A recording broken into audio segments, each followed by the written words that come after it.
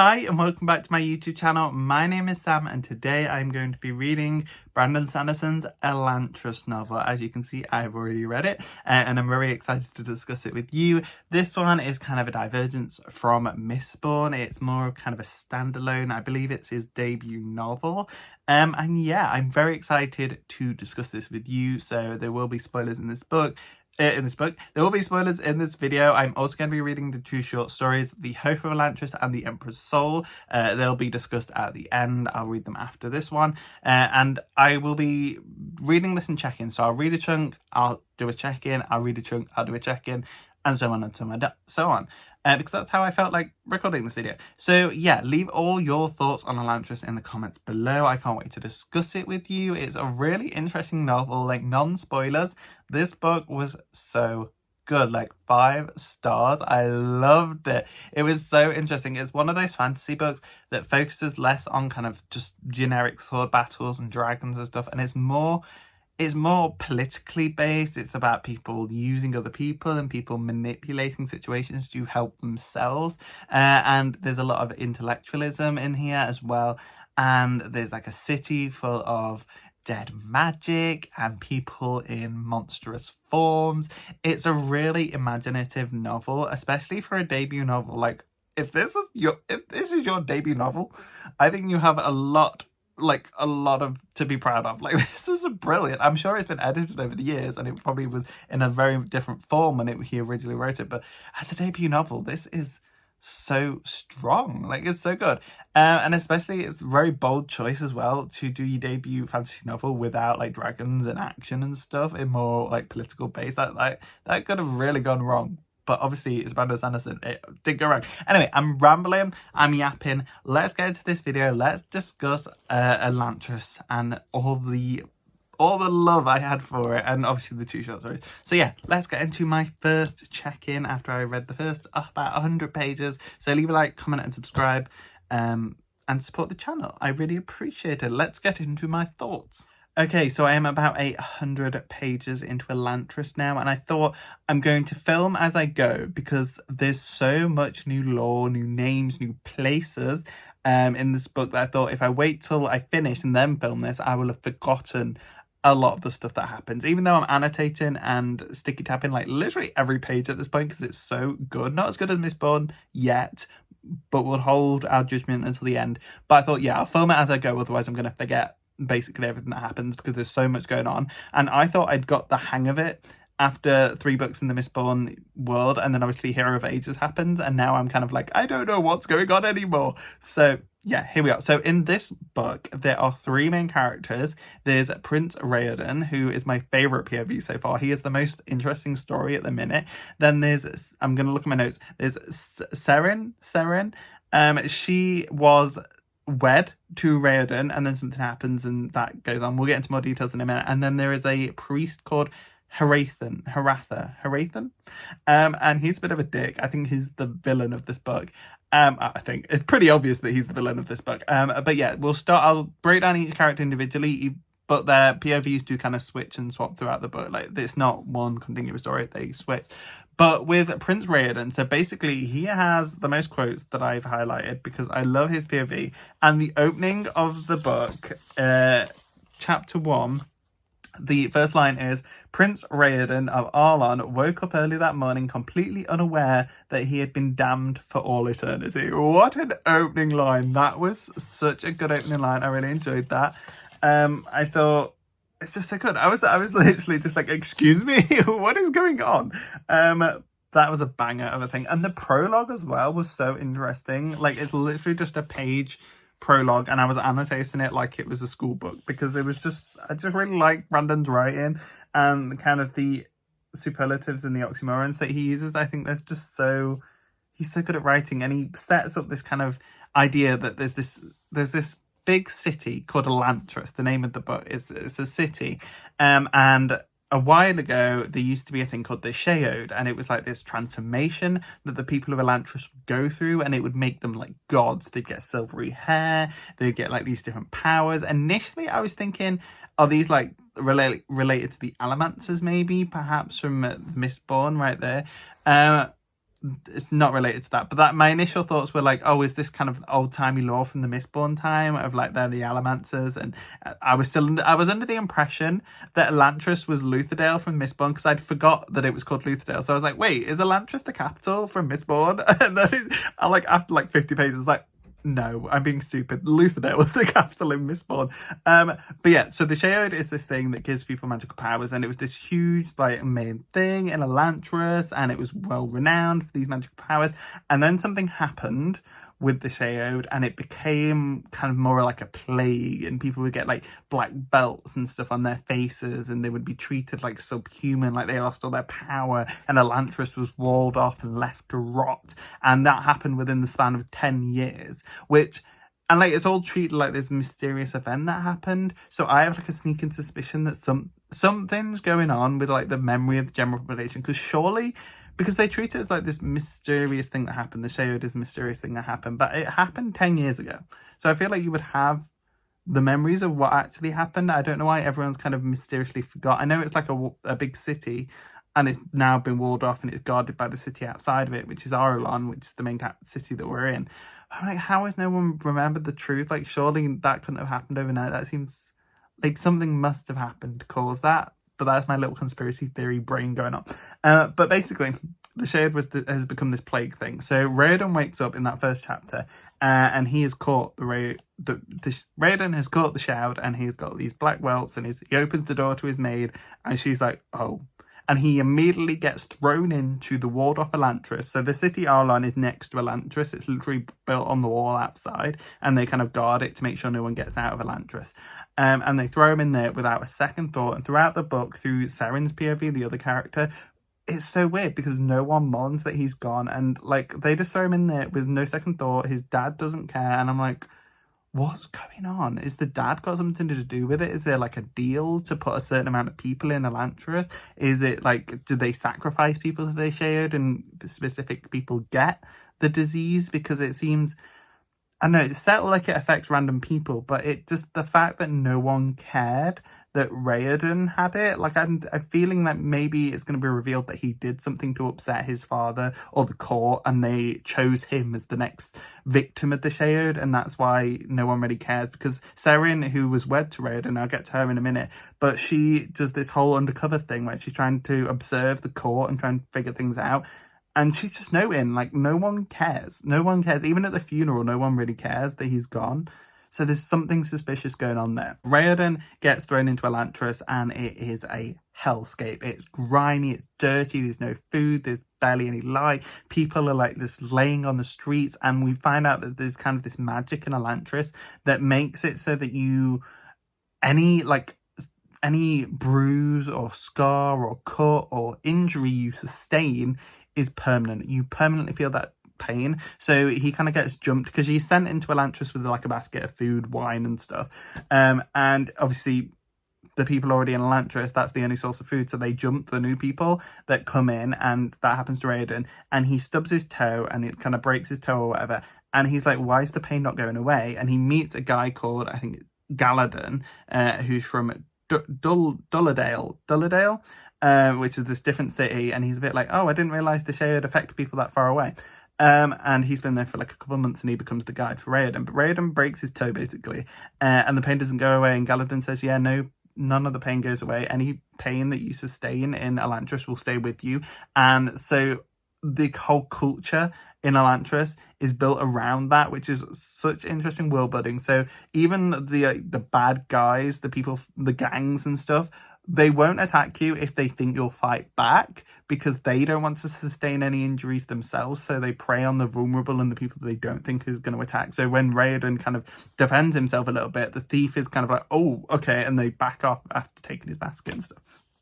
And that's why they don't push any further. And he tries to defend another person as well, of this other woman that he finds, who's getting robbed as well. And it's such an interesting kind of dichotomy of how that whole system works, of like introducing this one idea that pain is permanent, and then how that kind of affects the thinking behind all the other characters is really interesting. And you see that people kind of, it's mentioned that you can't end your own life in this thing, because there's I can't remember the exact phrasing of it, but people don't end their lives because they don't want to lose their existence, because an existence is better than no existence, which I think is so stupid if you're in that situation. There's literally people that have just given up and they just lay on the floors and they moan and they are in pain constantly, or people that have broken arms and stuff and it's just not going away. It's just constant pain and they're just laying on the floor and it's this whole desperate situation. And I'm like, why would you not want to? Like, why would you want to exist in this way? I guess there's kind of a hope that they're going to be rescued, I guess. But we find out that there are different gangs. I haven't learned too much about Raiden, even though I'm talking about him for like 10 minutes at this point. But essentially he's the first POV that we get, and he's like a prince and he's thrown into the city. He's come down with this shared disease. He's broke his toe and that's not going away. He's met this guy called Galadon, who is his pal and kind of talks him through the systems, and we're still getting introduced to Elantris, and it's very dire. There's like no hope.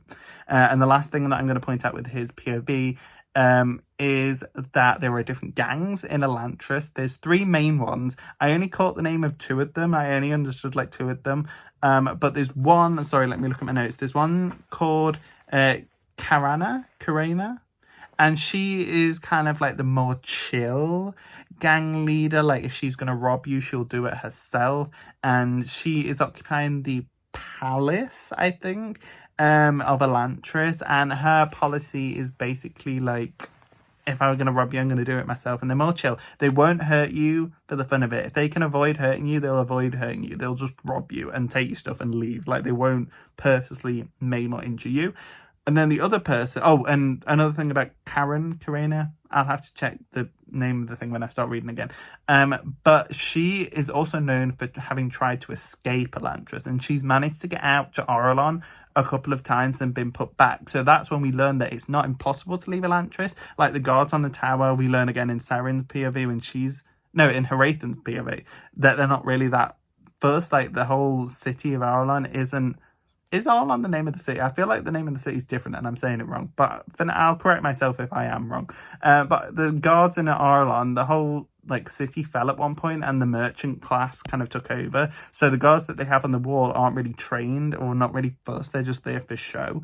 So she manages to escape, but she gets thrown back in. So I'm thinking maybe we're going to go to her and we're going to have to kind of like take out one of the other gangs maybe to get on her side so that she can help us escape, help Raiden escape. And the other gang member that I learned is called Aiden. I don't know these names, they're so hard. And he is like the psycho one, and he will hurt you just for the fun of it. His gang will cause injury just for the fun of it. They will rob you and they will injure you and you will suffer. They're like the psychos, and his whole scheme is he wants to rule Elantris, and he is kind of held up at, I think, the University of Elantris, and he's like really jealous of Karanan, because obviously she's in the palace and he wants to rule Elantris, so he obviously wants the palace. So there's a little bit of rivalry there. So that's everything I've learned from Raden's POV at the minute. I do have a few quotes that I just want to read from the book. I was trying to pick some from each character, but they all ended up being Raden's because I love Raden at the minute. He's cool. But a bit of explanation is what Galadon gives is: every cut, every nick, every bruise, every ache, they will stay with you until you go mad from the suffering. As I said, welcome to Elantris. It's just so crazy. And Galadon is kind of a reluctant friend, by the way. We do have to bribe him to be our guide to Elantris. Raiden gives him like a beef stick and is like, I'm gonna give you this if you stay with me for 30 days and like talk to me about Elantris, tell me what's going on. And we learn that no one really survives Elantris more than like 2 years, and Galadon's only been there for a couple months. So basically they're talking about, what's his name, Anderton, who's living in the university, and he's kind of like boiling the books to eat the leather off the books, which is so extreme. And they're talking about that and how it didn't go very well. And then Raiden says, do they not try and eat each other? Has cannibalism ever been a thing? And he says no, because you just can't keep down human flesh when it's infected by the shroud. Like it's infected as well.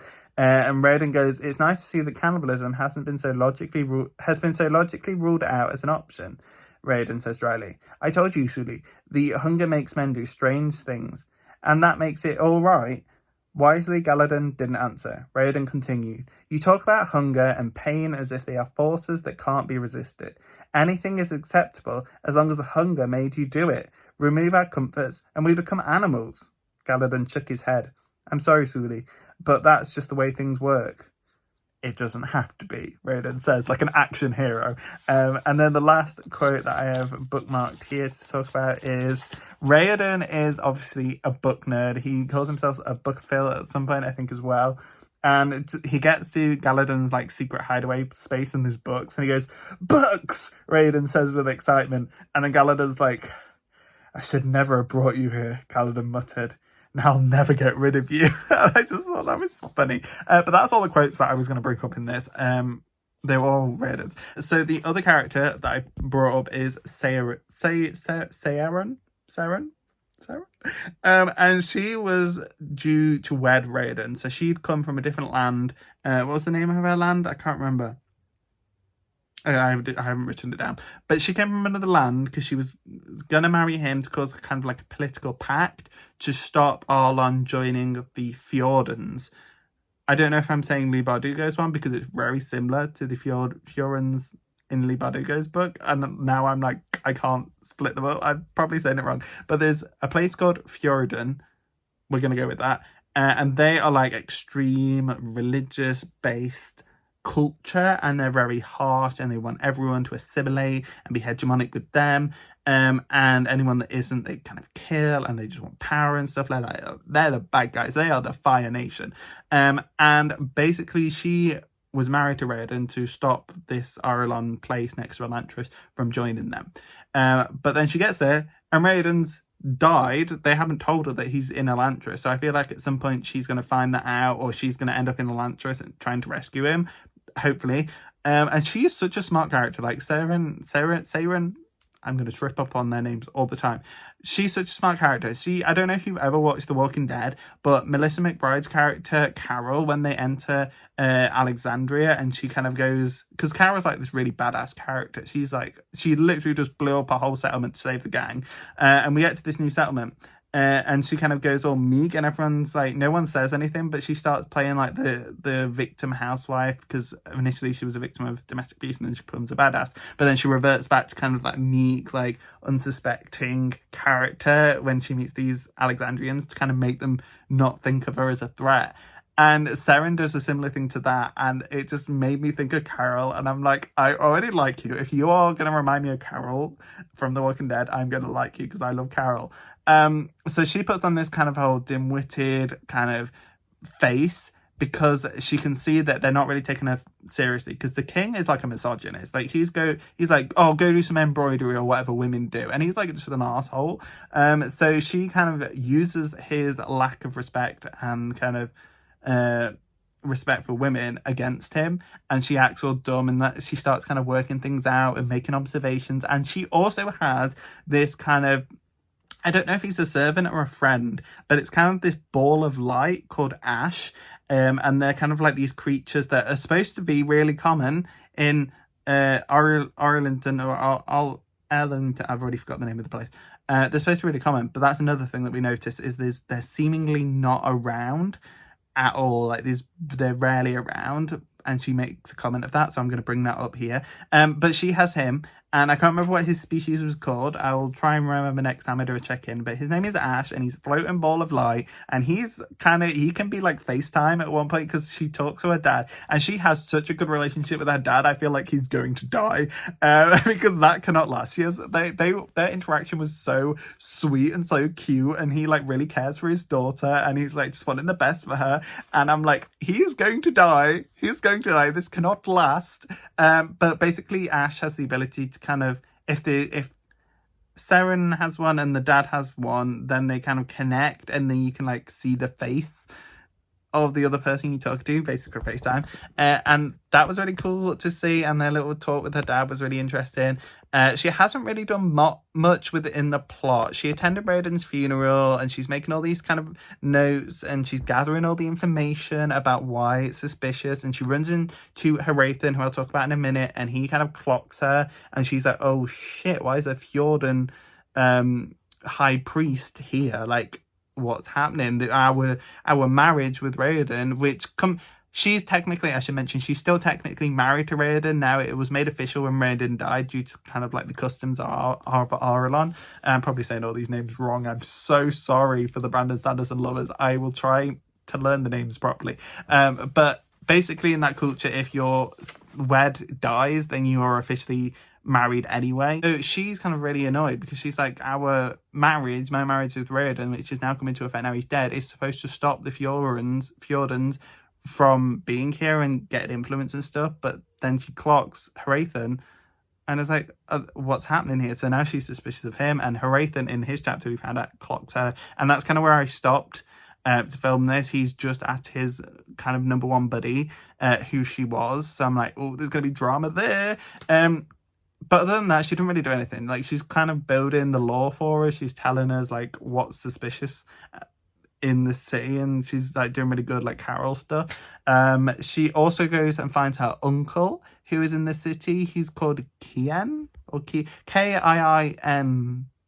Kian, something like that. And he's like, again, really lovely, and he hosts her and he brings her into his home, and they have dinner with all his kids and his wife, and they're talking about her being a princess and stuff like that. And Ash comes in, and one of the kids is like, can I play with it? And Ash is like, play with it? And I'm like, bless him. I love Ash so much. He's my second favorite character after Raoden. But yeah, so she has that meal with her uncle, and it's really wholesome, and they're just kind of talking about life and what's happening in the world. And yeah, I have a really bad feeling that something's going to happen to the uncle. I don't know whether the uncle is going to die or there his kids and family are going to die. I don't know how harsh Brandon Sanderson is going, but I feel like Hrathen's going to try and get to her, and to do that he's going to go through her uncle. So I don't know whether it's going to be a situation where the uncle dies and gets everyone else out, or maybe they'll threaten the uncle and be like, well, we'll kill your uncle and all these kids if you go to him again, or if you don't come to us. I'm not sure, but I think I'm just predicting death for all of her family because it's so wholesome. I'm like, this cannot last in a fantasy book. There cannot be a happy family. And then the last character that we get is Hrathen. And like I said, he's like a high priest of this Fjordan kind of religious sect, this religious country. They basically control a lot of the continent already. So they're kind of rounding up the last few cities that don't subscribe to their religion. So he's been given 3 months to come to Arelon and convert them all, basically, and convert the king and all these merchant class and all the citizens to this religion, mainly because obviously the dominance of the region, they want everyone to be the same religion, and they also want control of Elantris because it has something they need. I don't know if it was specified or not, but there's something about Elantris that they want, or they want control of it for like the face, and be able to say like, look, we have Elantris, something like that. I can't remember what it was, if it was clarified, but they want Elantris. So he's been given a deadline. You've got 3 months. If you can't convert them, we're just going to come in and we're going to take over and we're going to kill them all. That's what's happening. So he's trying to convert the king. The king kind of like shrugs him off and is like, I already follow your religion, just like a slightly different version of it. Like, go convert other people. But that's not good enough for these Fjordans. So they are like, okay, we're going to incite a revolt. So their main god is called Jareth, and they are going to kind of use Elantris and the Elantrians as a common enemy to turn the people of Arelon against the ruling merchant class and the king and that. I don't quite know how they're going to pit it. I think they're going to try and make Elantris seem more deadly and be like, oh, look, your king's not doing anything about the Elantrians. Oh, look, the plague's getting worse. All the Elantrians are getting out. Maybe when Raoden escapes, that'll be used as like, oh, look, they're escaping. They're going to attack your towns, and they'll become a common enemy or something like that. I'm really interested about how this story is going to unplay. I have my theories, I have my ideas, and it's obviously all going to tie together, all three of them. But yeah, that's basically what's happened so far. So I've been talking for a long time. This was my first check-in. I'll check in again, maybe another 100 pages maybe, and tell you what's happened. But yeah, I just wanted to keep on top of this book because I feel like I will forget things if I wait until the end to talk about it. But I'm really enjoying this so far. It's so much fun. I've literally made an annotation on every single page, even if it's just like a word like fuck you or something like that. I've written on every page. But yeah, let's get into that. Let's see what Raoden is up to, and Seren and Hrathen, I guess. Okay, so it is now the 5th of January and I have my next update for Elantris, and I'm still really enjoying it. I am now on page 287. Last time I filmed the previous clip was I was on page 97. So a lot has happened, and I am enjoying it still. Look at all my tabs. This is my tab update. Most of those are Raiden. Some are Serene. Some are Ash. None of them are Arathan. Worst POV of all three of them. He's so freaking boring. Like, I like it. I like seeing what the villain is doing and how that reflects on the other POVs. But by God, his chapters are so long, and I've made multiple notes because I've annotated like every page. Most of my annotations during Harathan are, can we go back to Raiden? Can we go back to Raiden? So I have a whole page of notes, a section for each POV about what has been happening, so we can discuss it here. I have also some corrections I want to make because I was saying things wrong in the previous section, and I kind of knew that I was like pronouncing names wrong, but I also got some names mixed up. So the first clarification I want to make is kind of the area we are in. So Erelon is the country. Now, in the previous clip, I was under the impression that was the name of the city. Now, give me some slack. There's so much world building in this book and so many different random ass names. It's going to take me a minute to get into it, okay? So forgive my past self. But the country we are in is called Erelon, and the Fjordans are a different collection of countries that are kind of assimilating everyone under this one Dorethi religion, which is where Harathan's from. And he's like gone to Arlon, to the capital city, which is called Kai. And that Kai is like built next to Elantris, the old rundown city. So he's gone to Kai, which is the capital city, not Arlon, the capital city. Now Fjordan is trying to assimilate other countries, and there's two left. There's Arlon, and then there's a place called Teod, which is where my next clarification, I was saying Sareni, her name is Serene. Sarini. Her country is Teod, that's where she's from, and then she and Arlon are the last countries left, so she came to marry Raiden to kind of bond the two countries together so that Aedan didn't join the Fjordans and then just leave Teod by themselves. That is what I was not getting in the previous section. I kind of mixed everything up. I was getting the name of the capitals wrong. I wasn't able to distinguish the country and the city, but now I have, because I've read further in and it's been explained a bit more. Then my other corrections are to do with Raiden's POV. I said there were 3 gangs in Elantris. So there was Catrans, and she was like the nicey one. And my prediction was that we were going to get her inside. And then we had the second gang, which was a guy called Aedan.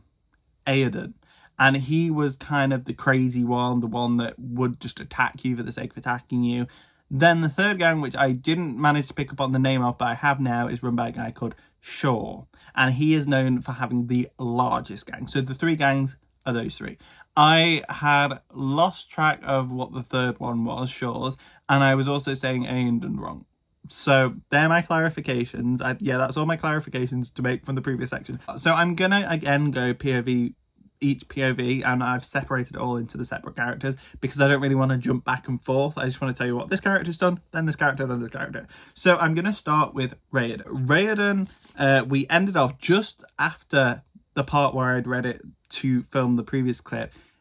Galladon used magic, and I'm like, oh my god, I should have just read that bit and then I could have talked about it in the previous bit. But Galladon is with Raiden, and they are in the hideout where we last left off, and Galladon starts drawing magic in the sky, and it's called an Aeon, A-O-N, and that is the form of magic. And you basically draw symbols, and the more detail you put on the symbol, the more specific the spell or the magic is, and you can like really go right down into the details. And it reminded me a bit of a manga that I read recently called The Witch Hat Atalia, which had like a similar draw the magic symbol with specifics to use magic. So that was kind of a weird coincidence. I've read a manga like that recently.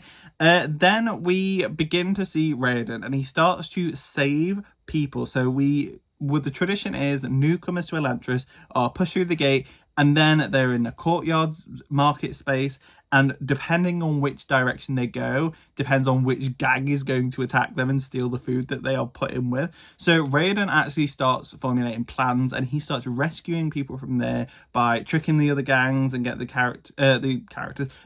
new people to run with him and trust him. And I think this is a testament to his leadership skills, because you really start to understand that he cares about people, and he sees the innate like talents of everyone and how they can be useful. Like we asked them, what were you in your previous life? What were you before you came to Elantris? And you've got people going, oh, I was just a housewife. I'm not really as much use to you. And he's like, no, actually, a housewife do a lot of work. You could help with this, this, and this. We got someone that was like, I was just a cleaner. And he's like, well, actually, it would be really enhance our ability if we have a cleaner, because basically Elantris is covered in slime and dirt. So he puts this cleaner to work and he says, would you mind cleaning the base that we set up? We set up a base in a church, like this chapel area, and he gets the guy to clean it up, and it just brings everyone's spirits up. And it's just like, it's just so clever that you can just see how Riordan is such a people person and just innately cares about people. And the whole thing with the people as well is on page, what page was it on? 128. So I'm going to try and get the names of the people as well, just so that I can clarify who's been introduced in case anything happens to them. We got introduced to Mare, Maare. She's the housewife that I was on about. We get introduced to Rill, a workman, so just kind of a common craftsman, and Riordan gets him to like fix the roof of the chapel. And then we have Salin, who is like an ex-soldier, and he kind of becomes, throughout what I've read, he becomes Riordan's kind of right-hand man, other than Galen, obviously, but he becomes like Riordan's like bodyguard, and it's really cute. So yeah, they're the new POVs. I just wanted to put their names in case anything like happens to them, and I'm like, no, Mare! And then you watching at him, you're like, you haven't told us who Mare is. So it's those Mare, Rill, and Salin, and then there's another guy called like Lorcan or something like that. Or Laura or something. I can't bother to find the page, but he's the cleaner guy. And then we gradually start just getting new characters. So there is quite a few names, but they're kind of the main ones of the first one. And we basically, he sees their ability and we start putting everyone to work, and we build up this kind of church area. We fix the roof, we start cleaning the place, and we uncover all these beautiful like sculptures and marble and stuff. Then who walks through the door? Katrin walks through the door, the gang leader.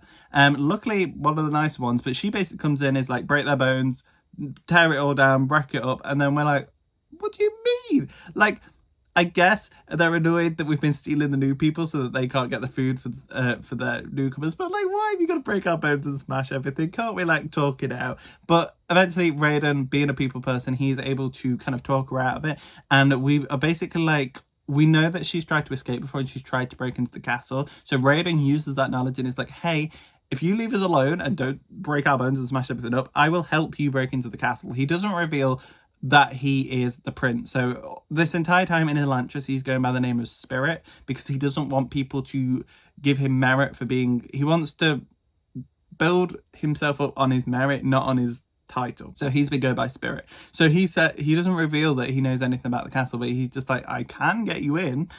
So they formulate this plan. They end up going down the one well that is in Elantris, which leads to kind of like an underwater way. They go in there, and because they can hold their breath longer because they're dead, so rather than 2 minutes, they can hold their breath for like 30 minutes. So they just let themselves get pushed down this pipe until they are out of the city, and they climb out of like a river in Kai. And then he takes her to the castle, and we're a bit like, is she gonna kill the king? And Riordan's getting a bit like, I'm not gonna let her kill my, like, I don't like my dad, but I'm not just gonna let her kill him. So it's a bit tension, but then we find out that she's actually not gonna kill, she's not sneaking in to kill the king or even to kill anyone. She was sneaking in because she was the wife of one of the king's guards, one of the castle guards, and her daughter was there, and she just wanted to say goodbye to her daughter, because obviously she's probably never going to see her again in Elantris, and she doesn't want the daughter to come to Elantris, and she knows that she's never going to like be able to live outside of Elantris again. So she just wanted to say bye to her daughter, and it really humanizes Katrin.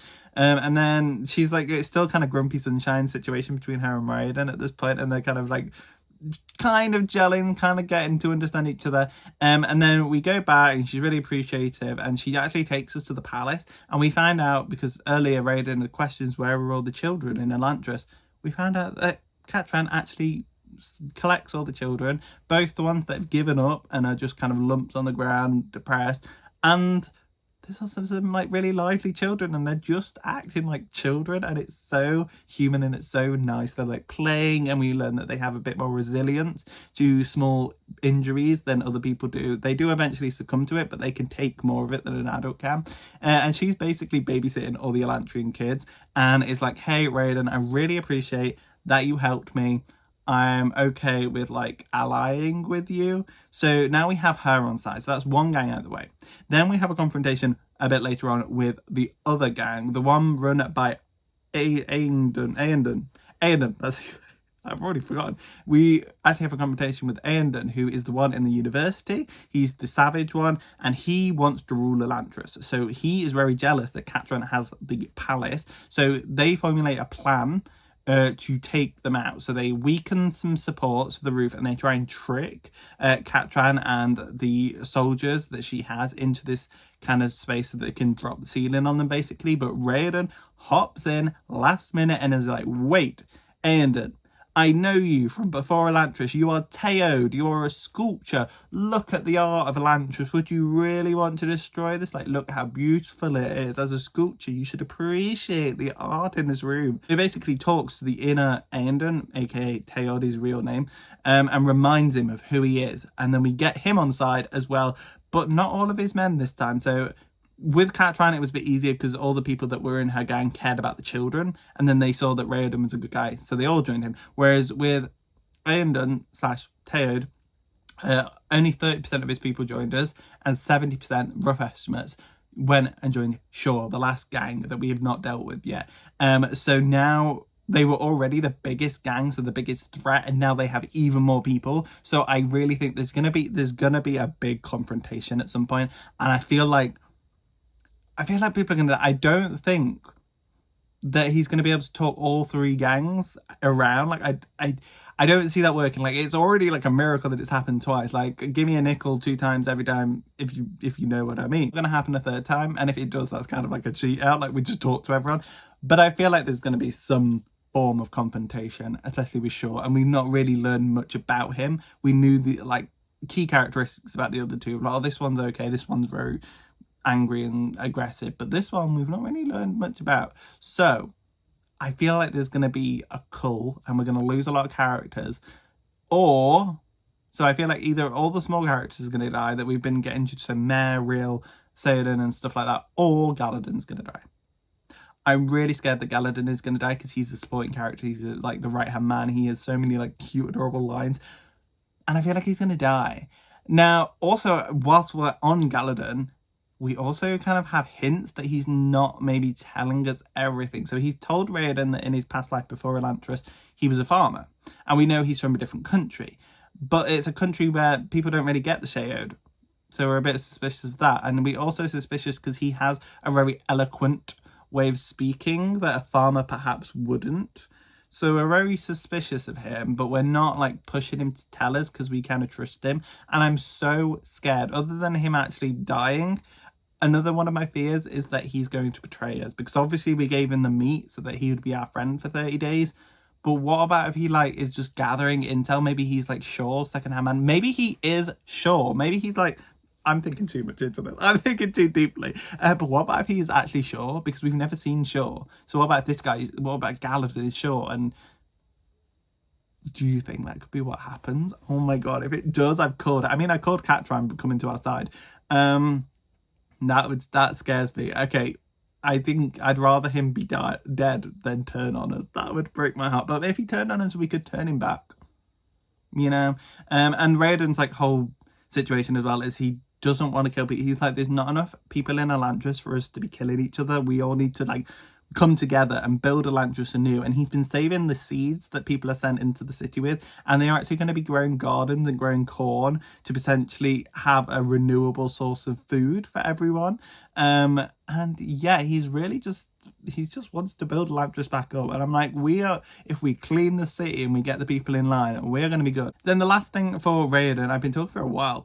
The last thing for Raiden is that he has been doing some research on some of the books that Galadin had, and he kind of comes to the conclusion that there is an innate, like, magic in Arlon. So he, like the Force from Star Wars. Like, there's a magic power all around us. It's just there. It's part of the world. It's not been brought in. It's just like nature. It's magic. It's just there, and that we tap into it. He comes to that conclusion, and he calls it the door. And he is basically like the Force, and he connects that. And he discovers that there must be some kind of connection innately to the Arlons, the people that live in Arlon, because the Sheod doesn't affect anyone outside of Arlon, and when it does affect other people that aren't born in Arlon, it's because they were living in Arlon. So there's something with the land of Arlon that is magic and innately magic, and is what ties to Elantris and gave them the Elantrians their power. And he comes to the conclusion that something must be wrong with this magic. It must be weakened, it must be broken, because it's not doing what it should do. It's not being magic. It's obviously affected. It created the Sheod, where everyone's turning like bubonic plague covered black boils and stuff. So something's wrong with it. So he questions Galagon, could we perhaps fix this door and bring back magic and make everyone, like, stop the Sheod, make everyone well again, like bring Elantris back? That's where we left off with Raiden. So I've been talking for 17 minutes. Okay, this is a long catch up, but that's Raiden. So let's move on to Hrathen. So where we pick up with Hrathen in the section that I've read is he's trying to convert all the smaller lords, because we've already tried with King Aedan. He shrugged us off. So we don't really see us having much. I say us, I'm not on Hrathen's side. Hrathen doesn't really see himself as having enough influence to go for the big dogs just yet. So he is trying to convert all the smaller lords to create a foundation to then pressure the people above, or to like knock them out of position to get them on side. And he's making speeches, and he's demonizing Elantris. So his first part of his plan is demonize Elantris, get everyone on the same page of hating Elantrians and Elantris.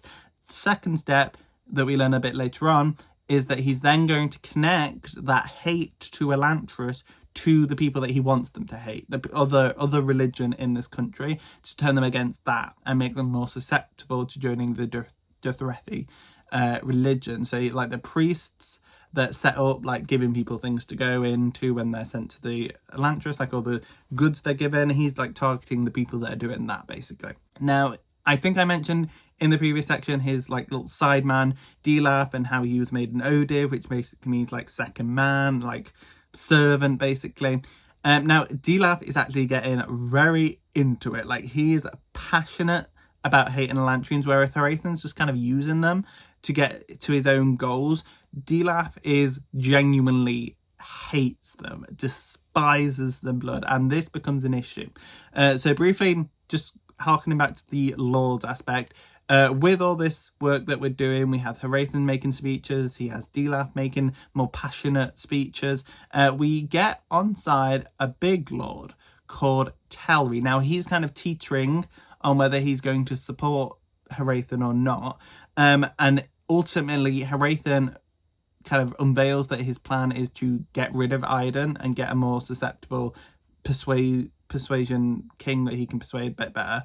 And he basically promises the throne to this Telri lord. He says, you can have the throne, but you're going to have to like fully support me.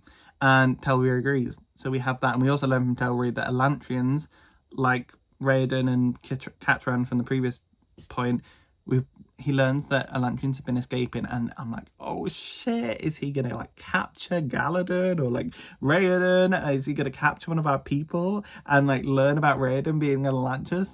But that's not what happened. He ends up saying, if another one escapes, bring them to my palace, and that is what happens. And he has an Elantrian, I can't remember the name of it, it was something with a D, and he questions him, and he tries to get all the information about what it is to be an Elantrian and how it is in the city. And the Elantrian, thank God, doesn't know anything about Raiden, so he's just kind of like, yeah, there's 4 gangs, one of them's quite new, and everyone's saying it's like the most dangerous one, it's the scariest one. I'm like, okay, good, thanks for like not revealing anything about Raiden. Then Hrathen has a little bit of a good side to him, in terms of he's finished with this Elantrian. So he says, right, okay, I promised I'd give you some food if you helped, and answer my questions correctly. So he tells the guard, here's some money, use some of it to buy this guy food, put him back in Elantris. Then when he goes to do the speech that was coming after this questioning, he finds out that Dilaf actually intercepted the guard and took the Elantrian, and has the Elantrian tied to a post on the stage and is going to burn it in front of the people. He's like, here we have an Elantrian, this is the people you hate, we are going to burn them, we are going to burn out the filth of these people. And he's like about to burn this Elantrian and like cause a big riot. He's basically turning this movement into a mob. And Hrathen does not want that. So Hrathen jumps up on stage and kind of, he can't contradict Dilaf, because then it will cause like there'll be dissent in the ranks and he doesn't want any crack. So he then has to kind of spin what Dilaf says. And I think this is just another testament to how well Sanderson writes, is the way he kind of, it just spins things around, and everything's complicated, and the characters can do certain things and can't do other things because that would ruin their goal. And just, they feel so human, so realistic in the way that the characters are thinking of like how they have to approach a situation. It's brilliant. Like, they feel so real. So he has to jump on stage, commandeer Dilaf's thing and kind of tone people down. But the amount of pain that Dilaf has caused this Elantrian, obviously we know their pain doesn't leave.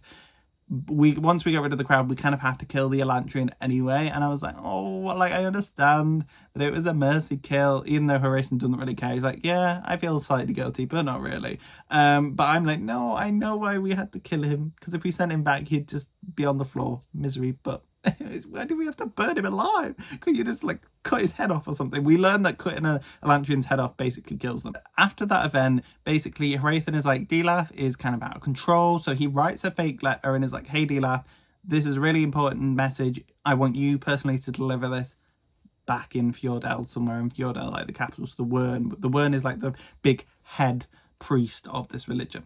And Dilaf pulls a little bit of blackmail. And he has basically made his own odivs, his own servants, and he's made 30 of them. And he's basically made all of the important, like, minor lords that we'd converted and that we need. I keep saying we. I'm not on Hrathen's side, I promise. All the lords that we need to convert Arlon to Derethi religion, he's made them his odivs. So if he goes, he says, I'm going to have to take my odivs with me. My odivs are going to have to come with me. And Hrathen's like, yeah, but I need them. So, and he can't contradict it. He can't say, no, you got to leave them behind because it's like against the religion to do that. So he's like, okay, never mind. You don't need to deliver that message. You stay here, Dilaf. And then after that, we kind of end Hrathen's kind of storyline. He uses his Sion again. He has like a secret Sion in a box. And it's so sad when you compare his Sion to Ash, which is Sereni's Sion. The Sion is the floating ball of light. And he's got a little box and he's using it as like a servant, and it's like, oh, this is so sad. Like, just comparing the freedom that they have. And we also have a third comparison that we can make, which is Raiden actually had his Sion, which we find out is in Elantris, but it's lost all sense of self, because that's what happens when the Shadow takes someone. Their Sion kind of just becomes a mindless blob and it just floats around, but it is hanging around Raiden. So in my notes, I'm just like, are we going to make friends with it again? Are we going to bring it back? Like, I really want to bring it back, because Raiden talks about how much this Sion helped him when he was younger and how much it means to him. I'm like, please, can we save his Sion? But yeah, Hrathen has a hidden Sion, and in their religion, the high priests like Hrathen are allowed technically to use them, even though they're kind of the enemy religion's technology and magic, but they are allowed to use them because they can come in handy, but they use them very sparingly, and they use them to basically FaceTime the Wyrn, the big leader.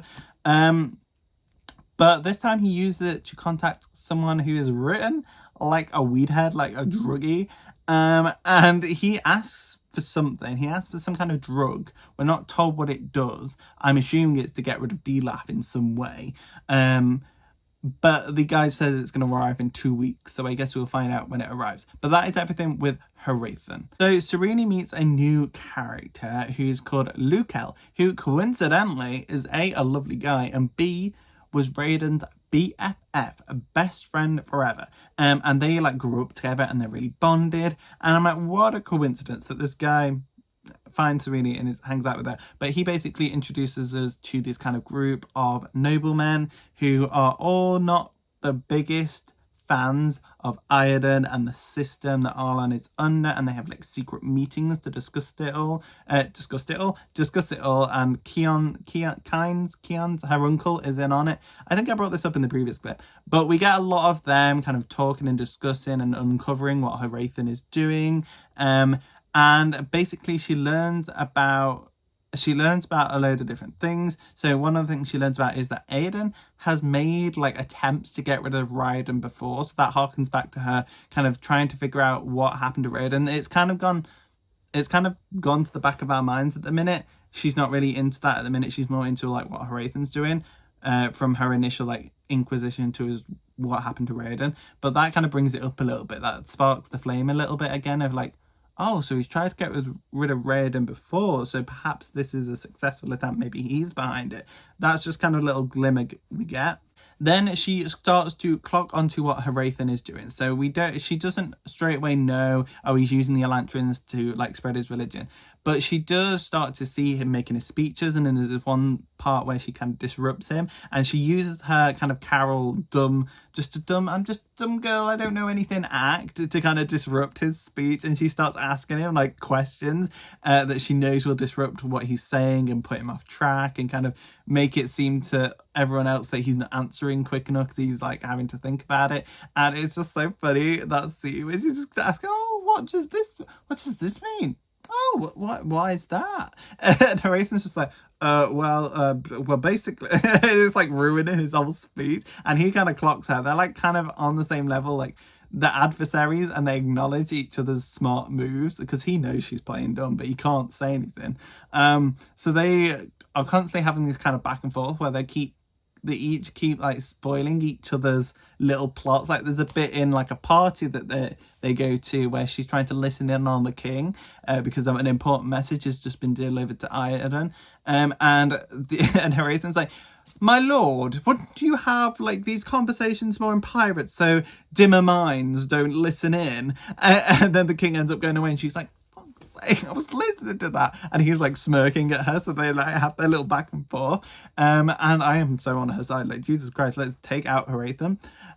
So she also uncovers that part of Hrathen's plot is that they are trying to make Iron poor. They're trying to drain him of his money because the whole system in Arlan is the richest person rules, and the richer you are, the higher in the nobility you go. So if Iron was to lose all of his money, he would lose the crown. So Hrathen, indirectly through the Fjordans, they are using kind of the scapegoat of the pirates of this other town place, are sinking all of Iron's trade ships. So he's losing all his money and all his trading ability, and it's like he's about to run out of money and lose his crown.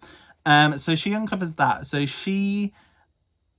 Oh, wait, I need to explain. So the widow trial that I mentioned in the previous part, she finds out that everyone's kind of iffy on her because she needs to do something called a widow's trial, which is kind of this superstition. And she kind of has to figure out what it is because no one will talk about it because it's kind of taboo to talk about, but also taboo that she's not done it yet, even though she doesn't know anything about it, but no one will tell her. She finds out from a priest friend that she has, and it's basically an act of service. So the more kind of generous, the better. So she comes up with a plan that she's going to go into Elantris, and she'll take people into Elantris and they'll feed the Elantrians. And I'm a bit like, I know you're just trying to help. And it's like the character that's just genuinely just trying to do good. She tries to believe in the best. And she's like, I'm sure the Elantrians wouldn't hurt us. They're more like victims than they are villainous. And I'm like, yeah, but you don't know about Shale's gang. And if you go in there, I'm like kind of guessing you're going to end up kidnapped or something like that. You're going to get a knife held to your throat. And I'm hoping Raiden will rescue you or something like that. But I'm like, if you go in there and end up on Shale's side, you're going to be in some deep shit because he's not a nice man. Like, the Elantrians need your help, but Shale will stop you from doing that. So yeah, so her widow's trial, that's what she decides to do. And it links back because basically she needs approval from the king to be able to go into Elantris and to be able to take other people into Elantris and stuff. So she uses the plot that Aiden's going to lose his thing, and she kind of shrugs off her dumb girl act and reveals that she's actually just an intelligent woman. And he's like, how dare you trick me? And she's like, you're the one that was a human. I was dumb. I was just playing into your thoughts on me. It's your fault, mate. But yeah, she uses that against him, and she also kind of she bargains basically. She's like, I'm not directly saying it, but she's like, it's like, I'll set up a good trade with Tio. You can sell your stuff for like 4 times what it's actually worth if you let me go into Elantris. Like, it's the one favour I want. And he kind of falls for the deal. So now she has permission to go into Elantris. I'm really worried that she's going to get attacked by Sheod. And Iron is still in power for now with this trade. Like, we're trying to help him stay in power, even though we hate him, just because we don't want the alternative Hrathen in power, or the Dothrethi empire religion in power either. There's a weird hint that Dothrethi Fjordans have like warrior monks. Like, they have, like, it's just something Hrathen talks about. It's like, they've been training monks and they're like really deadly and scary. And I'm like, when are we going to see them? And we also then, in response to that, because Serene and Hrathen's POVs are very much like in conversation. They bounce off of each other. If Hrathen does something, Serene will pick up on it and do something in counteraction. And then Hrathen will pick up on what Serene's doing and kind of do his thing. And then she'll counteract that. So it's kind of a conversation between the two of them. And out of all three POVs, they kind of work the best together, because Raiden is like very singular. Like, his POV hasn't really affected or touched the other POVs. Like, we've seen briefly, like at the start when Hrathen was doing his speech about Elantrians on top of the wall, Raiden like looked up and saw him doing it, but other than that we've not really had too many connections between the stories. Other than the last thing I'm going to talk about for Serene is that she hears people in the secret tunnel in the palace, the castle, because it's like next to her bedroom wall. So I'm thinking, is that Raiden again? Is he out at the castle?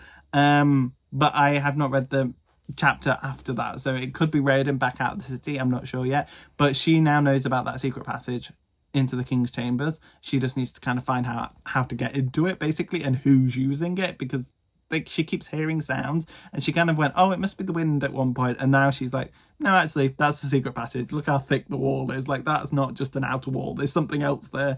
But yeah, I think that's everything I have to say. I'm just looking at my notes. Oh, in response to the warrior monks, I kind of got off track. She ends up teaching the women of the court and the queen how to fence, because in Tio, the country where Serena comes from, fencing is like a women's sport. They all do it. It's just natural. And that's another thing she has to convince Iden to let them do, because Iden's mind is like, violence is not like the best thing. Like, we're merchants, everything's run off money. And we also learn like all the city guard aren't really good warriors. So all the soldiers in Aoden and stuff, they're not really that trained in how to do combat and stuff. So that's like a hint towards like, if Fjord did want to send these warrior monks, we wouldn't really have anyone to fight against them.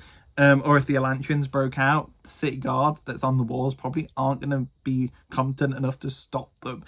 So we're going to get that throughout the part that I read, was kept telling us, oh, they're not trained. Oh, they're not trained. They're not trained. So whoever like builds up a force is going to easily be able to take over the city, basically. So she's training all the court women how to fence, because she wants them to be able to defend themselves. And she also recognizes that they may not be as dim as they seem. They may be doing a similar thing to her, because we get a lot of the queen is like, she's a really intelligent woman, intelligent enough to stay away from Iron. So I'm like thinking, is she gonna like get them on side? Is she gonna create her own gang of fencing women? Like, it's gonna be a battle between them and the monks. Just the women of the court versus the monks. That would be so incredible to see. But yeah, that is everything I want to talk about in this section. I don't have any specific quotes that I want to pull out, because I feel like I've already been talking for enough. And again, I'm slouching, like, look how much headroom there is. But yeah, that is everything I wanted to catch up in this section. I think it's quite a long section, but I did read like 200 pages, so it's gonna be like, let's get into that. So see you for now. Bye. You can go now. No, seriously, you can go now. I'm done. I've got nothing else to say. Okay.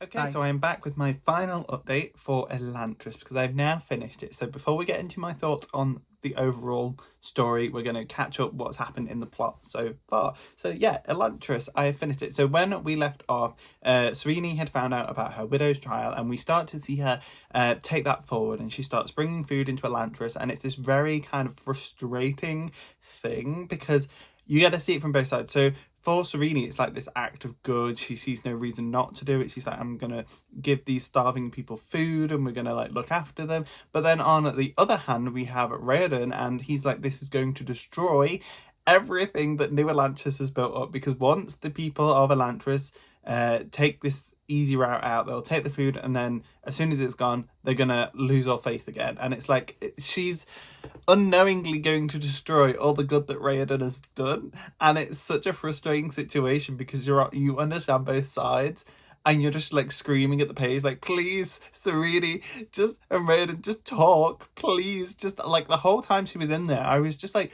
Raoden, reveal yourself. Why are you not telling it? Like, I know why he's not, because he doesn't want the merit of his work in Elantris to be put to his government name and whatever, but I'm just like, please just tell her who you are. It took way too long for him to reveal who he was, and it annoyed me. I was like, it just got to the point where I was like, just tell her who you are, because she's, throughout this whole situation, is seeing him as Spirit.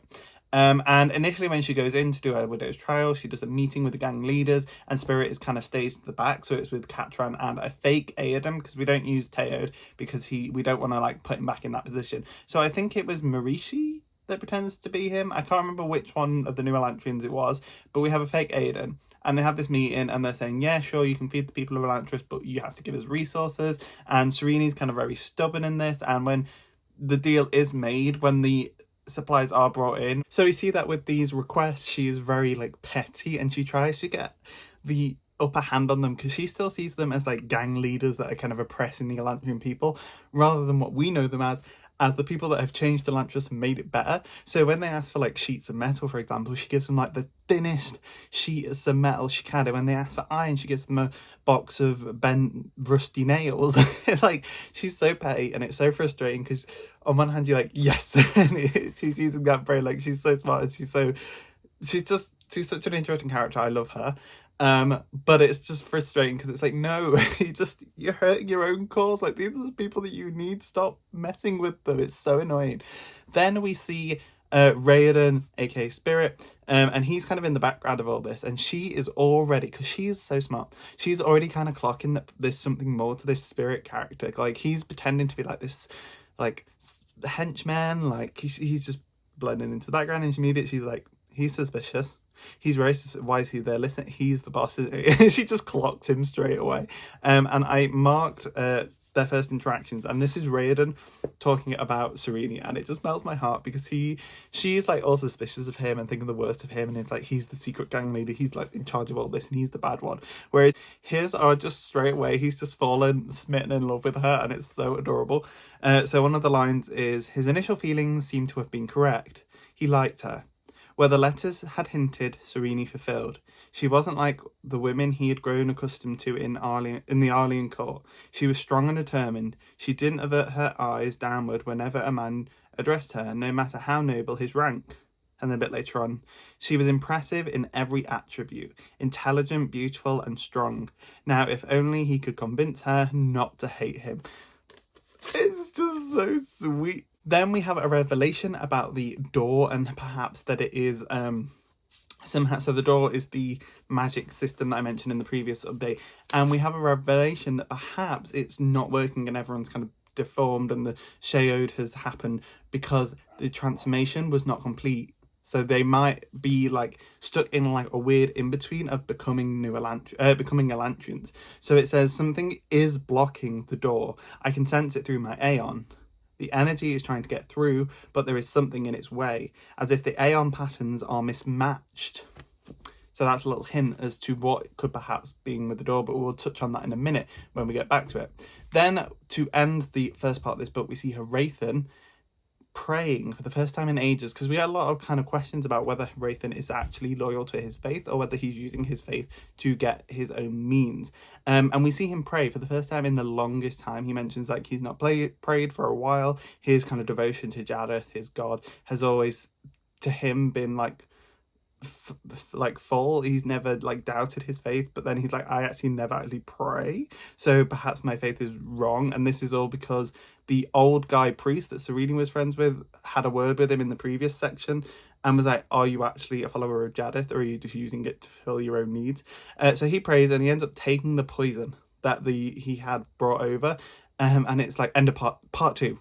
End of part one, end of part two, and it's like he took the poison. Has he killed himself, or has he like done something else? But it's like fade to black, end of part one, part two. And it's like, okay, what's happening with Haratham? Then we jump back to Serene, and she is decided to take the women of the court and the old queen to the Elantrian aid mission, and this is where everything kind of goes wrong, because she's done a few of these now with the court men, and it's been successful. They've been handing it out. She's turning the tide of like the ideas on the new Elantrians and the thing, and it's like rebuttaling everything that Haratham and Dilaf has built up against the new Elantrians. So she decides this time she's going to take all the women from the court with her and the queen.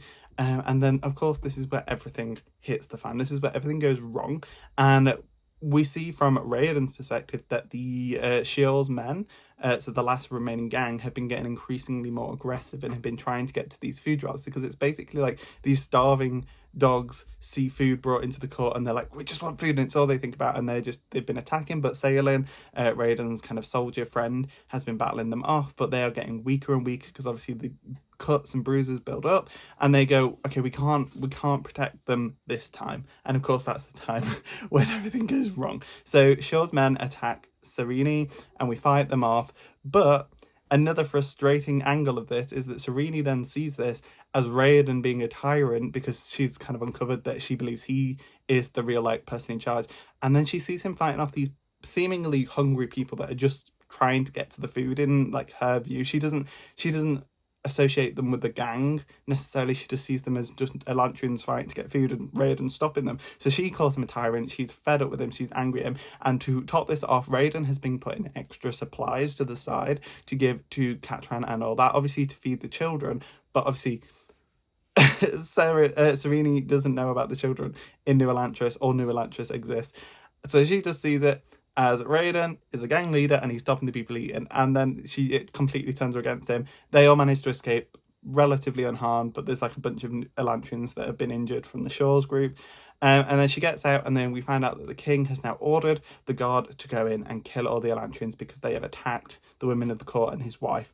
And it's all a mess. So Serene has to go to him, and she reveals that she is not as dim-witted as she has had him believe, and she has this like really threatening air to her, and she's basically like, you're going to listen to me because you're in trouble and I can sort you out, but if you don't listen to me, everything's going to go wrong for you and you're going to lose your crown. And she's like revealing her true nature of being this really intelligent person that has everything planned out and has everything figured out, and she could literally dethrone you if she wanted to, and she holds that against him. And by the time she's done with him, he's like a little scared child in the corner. Like, he doesn't want to go out to the court. Like, he hides in his rooms from then on, and everyone's like, oh my god, because the word gets out immediately, like all over the court. Everyone knows Serene now as the one woman that kind of made Aiden scared and made him not want to leave his bedchambers, and everyone's just kind of like, wow. And it's like, yeah, it's brilliant. So she does manage to stop the guards from going in and killing all the Elantrians. So yeah, another moment where Serene is just the underdog, saves the day, and it was such a fun time seeing her like reveal herself and him be like, wait, I thought you were a stupid woman. She's like, no. Well, yes, you thought that, and I let you assume that, and look what it's done to you now. And it's like, yes, throw it back in his face. I love that scene. It was so good. Then we jump briefly back to Haratham through the eyes of Raoden, and we see Haratham is actually, the poison that he took wasn't poison. It was some kind of concoction that brings on the Sheod. And immediately I was like, yes, I know this is going to be a fake. It's not actually the Sheod, it's a fake version of it. But to all means, everyone thinks he is now down with the Elantrian plague, and they throw him into the city, and he doesn't even leave the courtyard. He just gets to his knees and he starts praying, and he does this for like 3 days straight. And even Raoden and Galadon are kind of just like, what's up with this dude? Why is he doing that? Because they know he's the Giorn, the guard guy, because they recognize him from up above the wall. And initially I was kind of scared they wouldn't know who he was and that he would join the new Elantrians and take them down from the inside. I was really scared like of some kind of sabotage there. Luckily that didn't happen. Worse stuff happens later on, but at least that didn't happen, and they didn't get betrayed by someone that they thought they were helping. But Haratham just stays in the courtyard, and some of Sheol's men do try and attack him, but Haratham just kind of has this moment of like fighting. He just gets up, kills them all, and goes back on his knees and starts praying again. And it basically all turns out to be this act, and he prays and prays and prays, and eventually when the potion wears off, it looks like he's been cured by Jareth, his god. And it kind of proves that Jareth is real, and that he has cured Hrathen because he's been so devout. And this is kind of another play by Hrathen to show the Lords, if you are like, if you convert and you believe in Jareth and my Fjordan religion, then this could be you. You'll be saved from the Elantrian plague. You just have to join me and oust everyone else that doesn't believe in it and all the useless priests. Then we see Serene has set up a party with, or has got Royale, one of the older lords, he's kind of like a granddad lord, to set up a party for her, and she's timed it to a way in which it coincides with the noises she hears in the secret passage behind her room. She's been playing close attention, and someone has been using that passage at the same time every moon cycle or something like that. So she's timed this party to do that because she suspects it to be the king, because she's like, that passage must lead to the king's tunnels, because she's learned how paranoid he is. So it would be obvious that he would have secret tunnels. And just so happened in this party, the king kind of makes a fake exit. He gets in one side of the carriage and then sneaks out the other side. And she follows him with Ash. Luckily, Ash is there. And she follows him into the woods and down into the sewers in a different part of the city. And she kind of stumbles into Iden doing a human sacrifice ritual of the Jesker Mysteries, which is kind of an off-branch kind of, I don't know how to describe it. Like, it's an off-branch religion to something else, and it's kind of like seen as this like really like extreme part of this religion, of the Jeskers, I presume. The Jesker Mysteries is like the off-branch, and he's doing a human sacrifice, and this is where all the missing maids and stuff have been going. And then he sees Serene, and he'd been doing a ritual so that she would die, and then she falls into his lap, and he's like, yes, I'm going to kill you now. And it did feel like this very extreme kind of character change for Iden, because yes, he was obviously against Serene and he was clearly a terrible person, but all of a sudden to just see him with a knife in his hand killing a random woman on a plate as a human sacrifice, it was kind of like, it's a bit like, it was a bit jarring, you know, to see this man of diplomacy, like he's a merchant, he's like ruling, and then just to see him doing something as desperate as a human sacrifice was a bit strange. But it was crazy, and I enjoyed it, because then Dilaf, I did not expect Dilaf to be there, but Dilaf and Lukel and the other guards, Ash had warned them where Serene was going. We find out that Royal has a Sion as well, so Ash was able to tell that Sion to tell Royal that Serene is about to get herself into some deep shit in the sewers and is about to die. And they come and rescue her, and they imprison Iden. He later hangs himself, and that gets him out the way, and it's now like everything is happening now. Like, we've got rid of Iden, the throne is up for grabs. What are we gonna do? Serena decides to marry her granddad. Okay, it's not her granddad. Royale is just a granddad. And they decide, because Iden wrote this thing to be revealed if he was to die or to lose his throne, and it's basically introducing kind of a hereditary line of succession, rather than kind of, the throne was built on whoever was the richest, and now he's dead, I am actually, as my last sane law that I'm going to introduce through this paper, is that we're going to add a hereditary line to the throne, and that was to open it up to Raedon, and so that he wouldn't ultimately lose everything. Raedon wouldn't. And yeah, it was kind of like a last minute like kick in the face to Tellery and all that. But basically Serene is like, I still have a kind of a link to Raedon because he's actually technically my ex-husband, and Royale is also the richest man. So if we combine the hierarchical thing, the hereditary thing that Iden is introducing, and the old system of whoever's the wealthiest, together we have the strongest claim over Tellery, who is the richest person. But if we have Serene, she has all of the Raedon's wealth as well. So that plus the hereditary, I keep mixing up the words, hereditary claim with Royale makes them the clear choice for the rulers. So they do that, and they arrange marriage, and it's kind of like, oh, he's your granddad, but this is just an arranged marriage. There's nothing gonna happen. It's just for the face of things, and it's like, oh. However, all is not good, because we find out that Hrathen, when he gets back to his quarters after he's been cured, he finds out his quarters have been kind of trashed. And when he goes to his Sion box, his hidden Sion, its box is all scratched up as if someone's been trying to pry it open. And luckily they weren't able to get in, but when he opens it, he finds that all of his vials of the poison have been destroyed apart from one. So he has one dosage left, and it kind of leaves you on a cliffhanger of who is he going to give this to? Is it going to be Royale to get him out of the way so that maybe he could marry Serene and he could become king through that way? I had a little bit sneaking suspicion that might happen, but also he could give it to Serene and get her out of the way, and then kind of continue to back Telri, or will he use it on Dilaf to get him out of the way? Like, there was so many opportunities. There were so many people he could potentially give it to, like Serene, Royale. He could even give it Telri, Dilaf. Like, who was he going to give it to this poison to? And it's not revealed until the wedding day of Serene and Royale, and they're walking down the aisle to get married. And when her veil is lifted, it's revealed that Serene is now infected with the Sheod. The Sheod has overcome her, so she's taken to a chapel. She sleeps there overnight and then is put into Elantris the next day. That I mentioned that because that's important, because Ash does look for her and he can't find her because he went straight to Elantris rather than her being in the chapel, because they only put people in Elantris at certain times.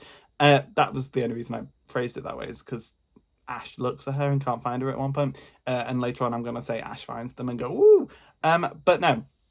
So he gave it to Serene, and that gets her out of the way, and that completely destroys Royale's claim as well, because he's no longer the richest person without Serene's wealth. He also doesn't have the hereditary claim as well, so it's back to Telri potentially being the king, and he is put onto the throne, unfortunately.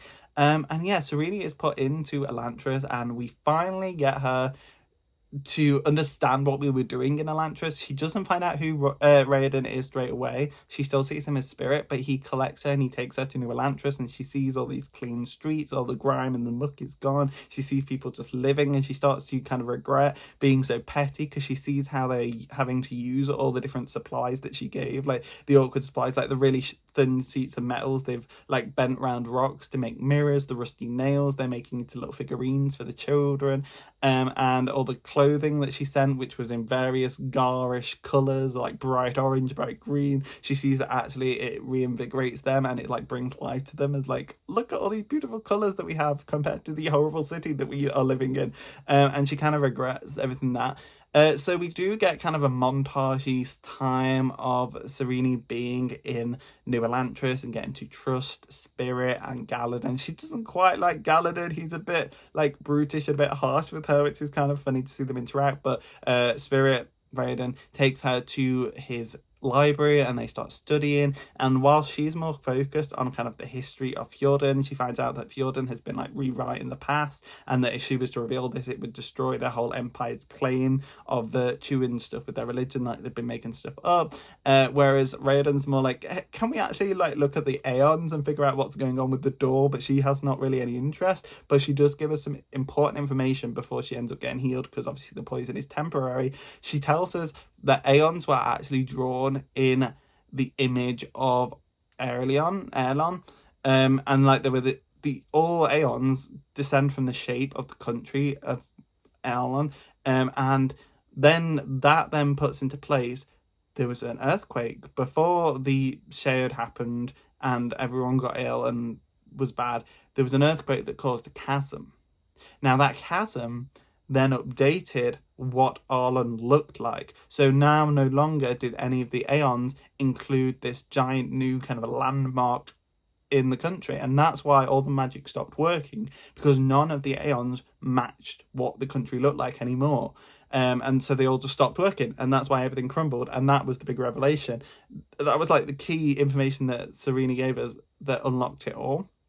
But there is still something, so we figure out through Raiden, he adds the chasm to one of his aeons, and he bursts full of the door. The door channels itself through him. He causes this huge flame, burns down part of the library, but it's like, oh shit, the magic works now. If you add the chasm, it works. However, it's not as effective in all the subsequent aeons that he tries. It's not as powerful as it should be. There's still something limiting the power of the aeons, so there's still something there, but with the chasm added to the aeons, they now work. So that's like a big revelation. We have magic potentially back soon, so we just need to figure out what else is stopping it from working. So in Serene's absence, Horathan kind of has the power, so he contacts her father, Evelion or Evelion or something like that from Teod, and his eyes, he sees Kai as his now. He's got rid of the queen, he's got Telri on the throne as a puppet king,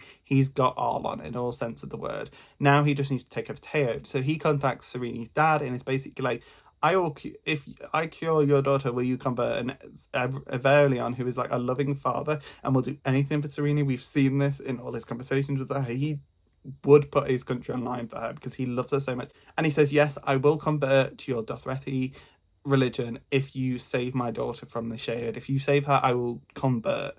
And that would basically be the end of it all. Fjordan would have full power, they'd have all the last 2 remaining countries, it would all crumble. And then Serene obviously is cured because the poison wears off, and it's like, oh shit, we've lost. She comes out, she joins up with the group, all out Lukel, Keen, Royale and the other ones, and we're just like, what do we do now? We have failed. Telri is on the throne. The royal guard from the guard of the Elantrian walls have now become the royal guard for Telri, and they have all left the walls and they've gone over to defend Telri. Teod is now surrendering, is now converting. Her father has given it up, and yeah, Fjordan has won. So it's all kind of like, now what do we do now? So I meant to mention earlier, so Raiden and Galadin go over to Shaw's men and they give them a bunch of food, but it has to be cooked, which then kind of entices them to come join Raiden because he obviously has all the cooking tools, and they start bringing in all of Shaw's men. And then they're kind of like, so what's happened to Shaw? We've not found out where she's gone because it's this little child with a wig on, bless her. And she was like this really spoiled brat previously, Raiden says. And then they bring him her wig and it's like covered in blood. So we don't see it.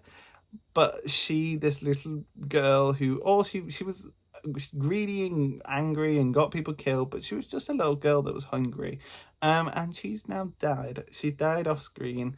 And it was actually kind of sad. And even Raiden's like, whoa, maybe I did do the wrong thing here. Like, I've just got this girl killed. And it's like, oh, it was actually surprisingly upsetting. I was like, oh, this poor little girl, she was stuck in this country and she just wanted people to get her food. And now she's dead. And they turned against her. And we don't get too much detail on it, but it's assumed that it was like kind of a horrible death with all the blood everywhere. And we kind of thought maybe they'd just ditch her. But no, when they bring the wig, it's like, oh, yeah, this is not nice, Brandon Sanderson. This is mean, okay? But then basically we see Raiden he's got the Aeon's back semi, and he starts putting this big one together. It's like a whole, do you know in movies where they've got like a blackboard and a scientist draws all these sums and equations and it fills up the whole board with stuff? Raiden does that, but with magic symbols and stuff. And he basically creates this kind of disguise Aeon that wraps itself around him. If he attaches it to his clothes, it then makes him look like someone else.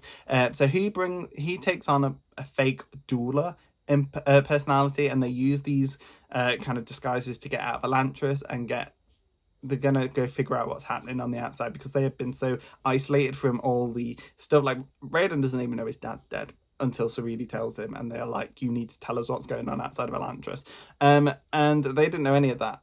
And now they need to go out there and sort it out and figure out what's happening and what they can do about it and make sure Serene and that is okay. So they use these disguises to go out. He introduces himself to Serene and his old friends under the kind of faked persona of Kalu, who is a doula. But it's immediately clear that whilst he can fool his friends, he can't fool Serene because she clearly picks up on him being like, he doesn't fit the doula personality and what a doula would act like.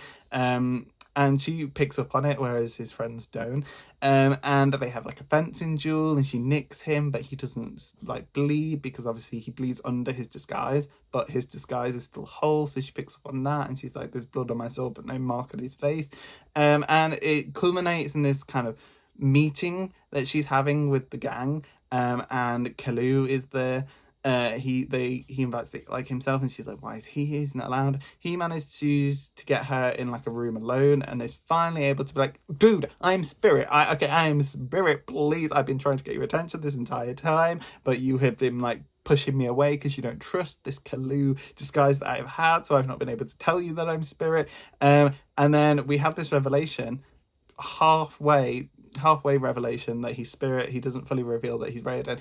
And then we find out that one of the lords, Ahane, who I haven't really mentioned because the lords, other than Keen and Lukel and Royale, weren't really that memorable to me, but there was one called Ahane, and he betrays us, and he brings the Royal City Guard and Telri, and it's like, look, they are conspiring to overthrow you, Telri, they are traitors. And it's just like, why have you done this? Why have you done this? You, whoever you are, Ahane, like, I never really paid that much attention, but why did you have to betray us? I think it's because he had like this kind of back and forth with one of the other lords. They were constantly trying to up each other, so he saw this as kind of like a game of like, oh, I can get the king on you now. It's like traitors, and then doesn't actually realize that means they're all going to be killed. So he then stabs Royale, and Royale dies, and it's so sad. I wasn't devastated, but I was sad because we got to know him, and he became this kind of fatherly figure for Serene as well, like the second father for her while she was in this foreign country. And now he's bleeding out on the floor, and Raoden reveals himself after trying to save him. He uses magic, but it's not strong enough to save Royale, who is obviously, we've spent so far apart. Raoden has been in Elantris the entire time, so you kind of forget that these are his friends as well. Like, he was really close with Royale and Lukel and Keen. Like, they were his buddies as well. He started this kind of secret club that they have, and now he's watching his friend, after being apart for so long, bleed out on the floor, and he's doing everything he can to use the Aeons to save him and use magic to save him, but he doesn't know, he hasn't studied healing Aeons, so he doesn't know the right kind of drawings and the right kind of specifications to like heal certain parts of the body, like stab wounds and stuff. And then Royale just dies, and he's like, oh. So he takes off his disguise, but he has another disguise underneath it, which is a healed Raoden. So they can't see obviously his shadowed affected appearance and all the black boils and stuff. They can only see like a healed, healthy Raoden, and they're all like, oh shit, Raoden is here. Telri's like, crap, I gotta get out of here, and he runs away. And Raoden kind of like brings himself forward and is like, I am back, and I am here to take my throne. So the whole time this is happening, we kind of get a bit of Hrathen, and he's kind of still having troubles with Dilaf. You can tell that Dilaf is very angry that Hrathen was healed and is now gaining his power back, and is back in charge, and there's like hints that there's something more to Dilaf than we quite understand. But when he gets news that Raoden is back and is claiming his crown back, he's kind of disbelieving, like he doesn't quite believe that it's the real Raoden, until Eondel, another lord from the group, attacks Telri and kills Telri, which kind of puts a big stamper on Hrathen's plans, because that was his puppet king, and that was how he had control of Arlon, and now he's kind of lost his grip on Arlon, as the king is dead. The king of Kai is dead, and he's lost all his control. So there is a moment where Raoden is like about to be crowned again, and then Dilaf somehow kind of reveals his like secret identity almost, because Dilaf does something that then removes Raoden's Aeon and its power, and his disguise is lifted, and everyone sees that he is still infected with the Shayod. However, this is one bit where I thought it was kind of a little bit rushed and a bit like, why are they just suddenly accepting this? But maybe it was because Serene has like this little speech, and she talks about how much he's gone through and how much he's fighting for his people, and that he's not like his father, and that he's going to be a good ruler, blah blah blah blah blah. And yeah, everyone just kind of accepts him and is like, oh yeah, he's still infected, but we don't hate Elantrians anymore. And I guess that's because Serene has done so much work, and that was what all that was for. But it was kind of like, oh, this, like, even though I've read like nearly the entire book, this still feels a little bit rushed and a bit random that they just suddenly accept him and there's no hesitation to it.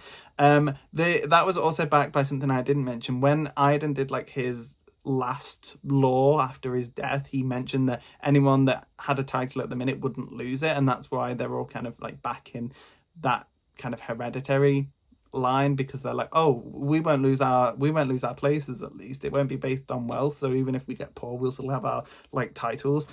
So there's different aspects that could lead to them accepting Raoden again, but I'm just kind of like, I don't know, it felt a bit sudden. So then after this doesn't work, Dilaf reveals that he was actually a lot higher than Hrathen thought he was in this Fjordell religion.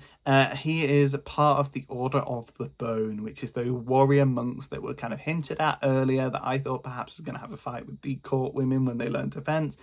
We learned that he's like the leader of them, and they are extremely powerful. They have like, their bones have been rearranged or recarved to give them like innate power. They are so powerful, and they have brought the invasion a month early, and they revealed that Hrathen was always just kind of a herald, a distraction to kind of get the city in uproar. They had always planned to come in and just kill everyone, and that's what they do. The monks, there was like a traveling festival coming into the city, and everyone's kind of a bit like, why are they here? No one's buying anything. And it turns out that they were all the monks, and the monks start going around the city, they start killing people, and the plan is just to clear the place out and just wipe it out. They can't be converted, wipe them all out, and they start rounding people up, they start killing people in the streets, and Raiden is captured, Serene is captured despite Kyne and Lukel trying to save her. They all end up captured, and Dilaf stabs Raiden, and it's so sad because for a moment I forgot that he was Elantrian and couldn't die, so I was like, oh my god, Raiden is going to die. And then I was like, oh wait, he's Elantrian, he's immune from death basically unless they cut his head off. So yeah, I was worried for a second, but then it gets worse because he becomes a Hoid, which is like an empty souled Elantrian that has given up and has nothing to live for, and they just kind of start repeating the same phrases over and over again, and they're just kind of slumps on the floor because they just no hope. And Raiden becomes that, and his line that he is doomed to repeat forever is failed my love. Because he failed to save Serene from Dilaf, and now he's taken her to go meet her father because he's ordered that Evelion brings his fleet and surrenders to Dilaf and the Fjordan Empire, and he'll let them live, but actually he plans to kill Evelion in front of Serene.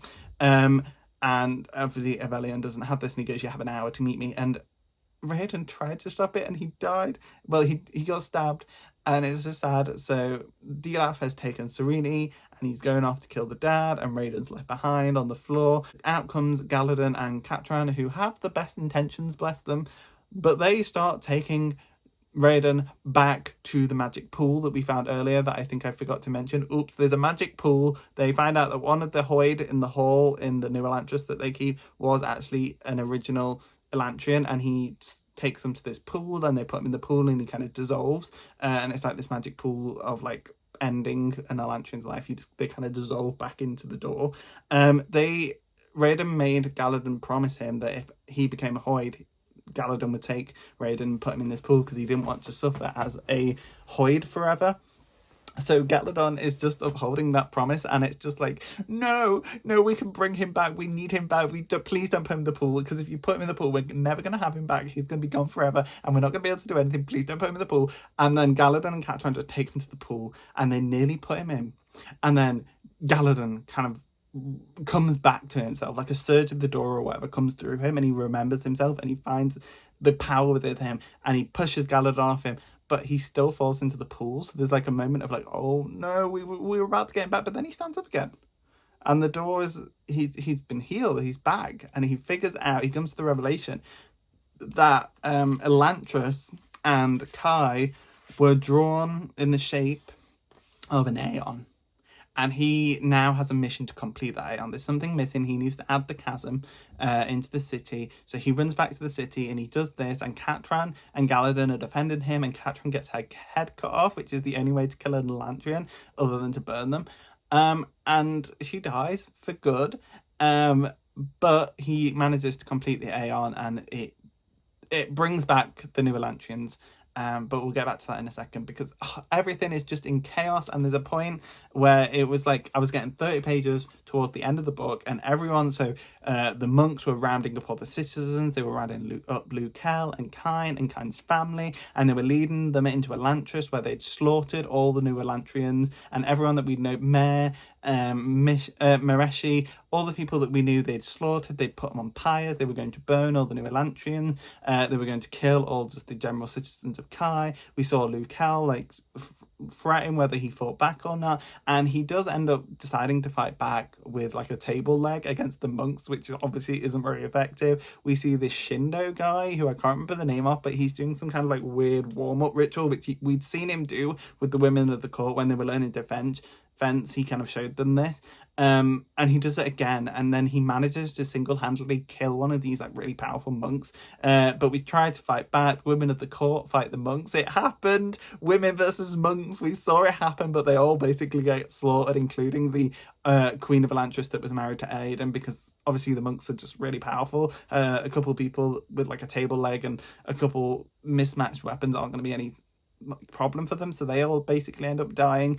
And it's just 30 pages before the end. Everyone's dying. We learn that New Elantris is destroyed. Everyone in here is been like cut up.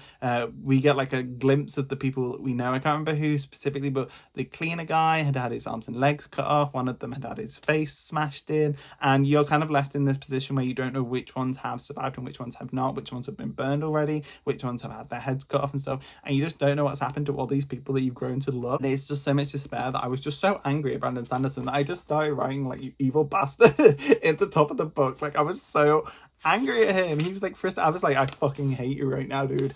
It was just, it was like, oh, it was like, as far as he knew, he and Catran were the last two conscious Elantrians. Raedan made me vow to give him peace, Galadon said. After I see to him, I intend to do it to myself as well. So Galadon's also going to put himself in the pool when he puts Raedan in. And everything is looking really dire. And there's 30 pages left, and I'm just like, what the hell?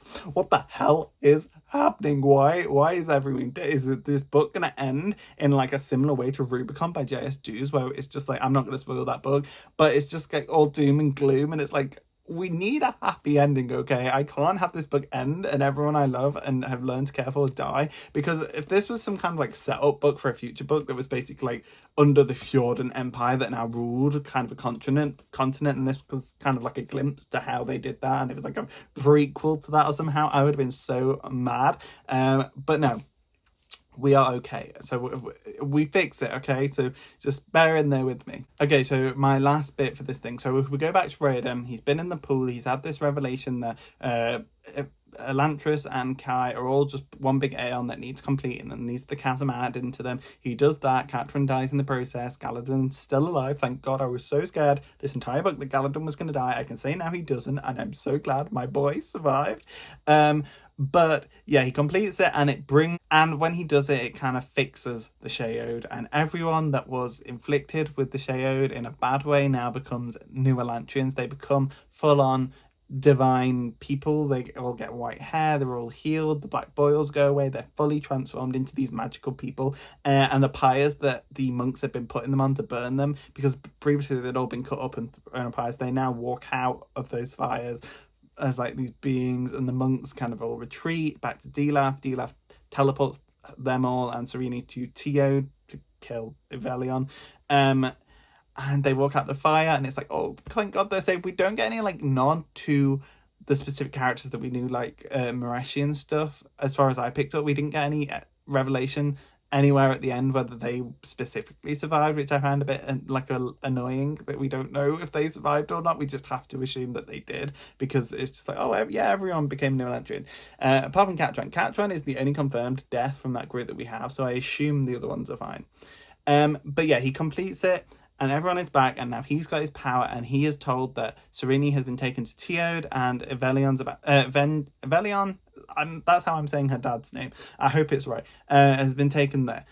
So he's like, okay, I need to get there quick, I need to stop this. So he uses this teleportation Aeon, which has previously been described as really dangerous because you control how far you go, but not where you'll go. So for example, if I was to teleport like a foot in front of me, I could end up like meshing with the wall and like dying because I've jumped into the wall basically. So he uses Ash, who is still here, to get the precise location of somewhere in Teod that he can jump, and he does that, and he jumps basically country to country. Like he's showed this really powerful jump that he just did. Like, it takes a lot out of him. But if we hop back to Serene, she is on the docks with Dilaf. They're waiting for Evelion to come off on the ships because Dilaf plans to destroy the Armada, kill Evelion in front of Serene. He was going to kill Serene in front of the dad, but then decided he hated Serene more and was going to kill her dad in front of her. And then luckily, Hrathen, he gets the redemption arc that I thought was building up. When he started losing everything and he started questioning his faith and whether he actually believed in it or not. Like, he still believes in his faith, but the way he was using it and the way that perhaps it should actually be not used to kind of convert everyone and assume everyone and assimilate everyone. When he kind of reverts back to the true meaning of his god, which is to kind of bring light to people and bring people together, not in like a you're going to join us way.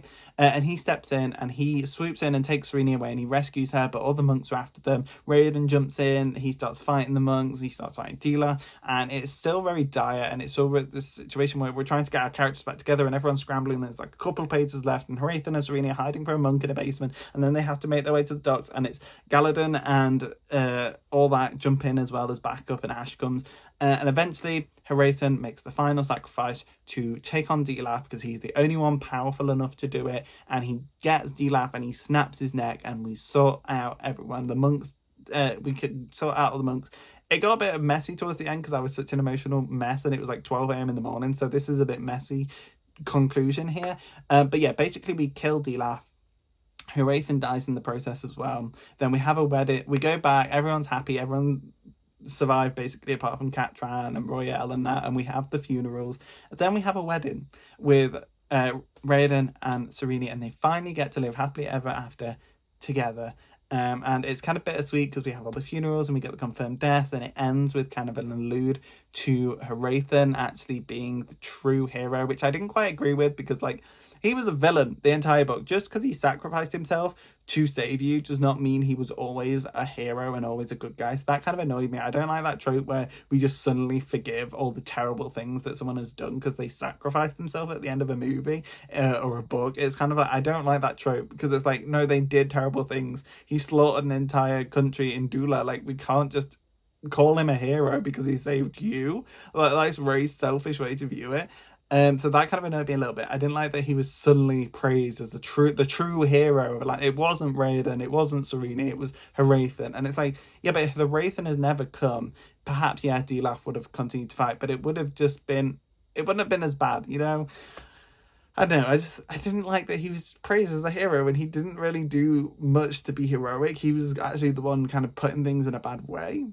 So I didn't quite like that.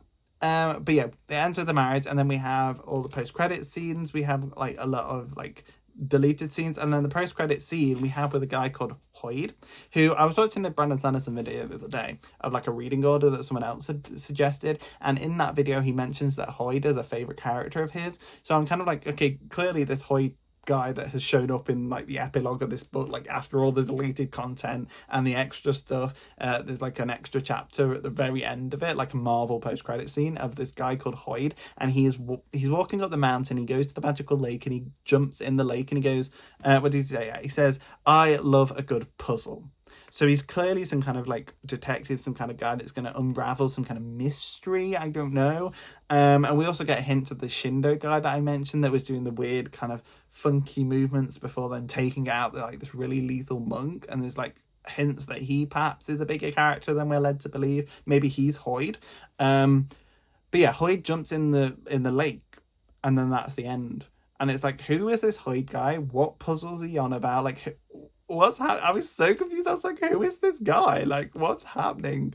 So that was kind of the end of Elantris, and it's a happy ending. It was a novel after reading Brandon's foreword. Yes, it's a novel. It's a fantasy novel that doesn't revolve around battles and sword fights. Yes, there are like bits in it, like the final stuff. There are the monks going around and having sword fights and killing people, but the book is mainly like political based. It's how words can change nations and how kind of manipulations and religion play a part in the changing of power in different places, and standoffs and fights and kind of disagreements in morals and stuff. It's all based on words and speaking and relations between people, rather than I am stronger, I can hit you with the sword harder and kill you better than you can me. Like it's more of a philosophical approach to a fantasy book, rather than kind of a playing out, I have dragons, I'm going to burn you down kind of thing, which I thought was really interesting. I think it really pulled itself off. And I also found out that this was Brandon Sanderson's debut novel, and he mentions that it was never kind of a bestseller, but it became like a steady income from him because it sold like, I think 400 million or 400,000 copies in its first week, which he thought was kind of like a failure, but ended up consistently getting those numbers and became kind of like a backbone to his writing, of like this being something that kind of funded that writing because people kept buying it. It was never a bestseller, but it was constantly selling. Yeah, it was really interesting. So if you do have that edition with Brandon Sanderson's foreword in the end of it, or is it called a foreword? If it's a postscript, that's what it was called. If it does have the postscript in the back, I do recommend reading it, because it was quite interesting to see Brandon Sanderson reflecting on this, because this is like the 10-year anniversary edition of the book. And yeah, I didn't know this was his debut novel, so that's kind of cool that I've now read that one. And yeah, I'm not quite sure why I had to read this after Mistborn specifically, because throughout these videos I'm going to kind of assess the reading order, perhaps, about how things connect. And now I've read the first 3 Mistborns, and I've now read this one. I'm kind of like, why was I told to read this one second? Like, I think perhaps maybe if I'd read this one, I wouldn't have been as into Brandon Sanderson, because Mistborn is kind of like a bigger feature, perhaps, and this is more of, like I said, if it's a word-based fantasy, and perhaps that kind of would put people off. I can't really make any connections specifically between the worlds of Elantris and Mistborn. I'm not going to spoil Mistborn, by the way, if you're watching this and going, oh no, please don't say anything. There's no real connections between the worlds that I picked up on. So maybe you could point those out to me in the comments if there were like some interesting things that I missed that connected the two. Like, I tried to make connections. Like, at one point I mistook Luthadel and Elantris and thought they were the same place when they weren't. I don't know why I did that. I think I was just so focused on like finding a connection between the two.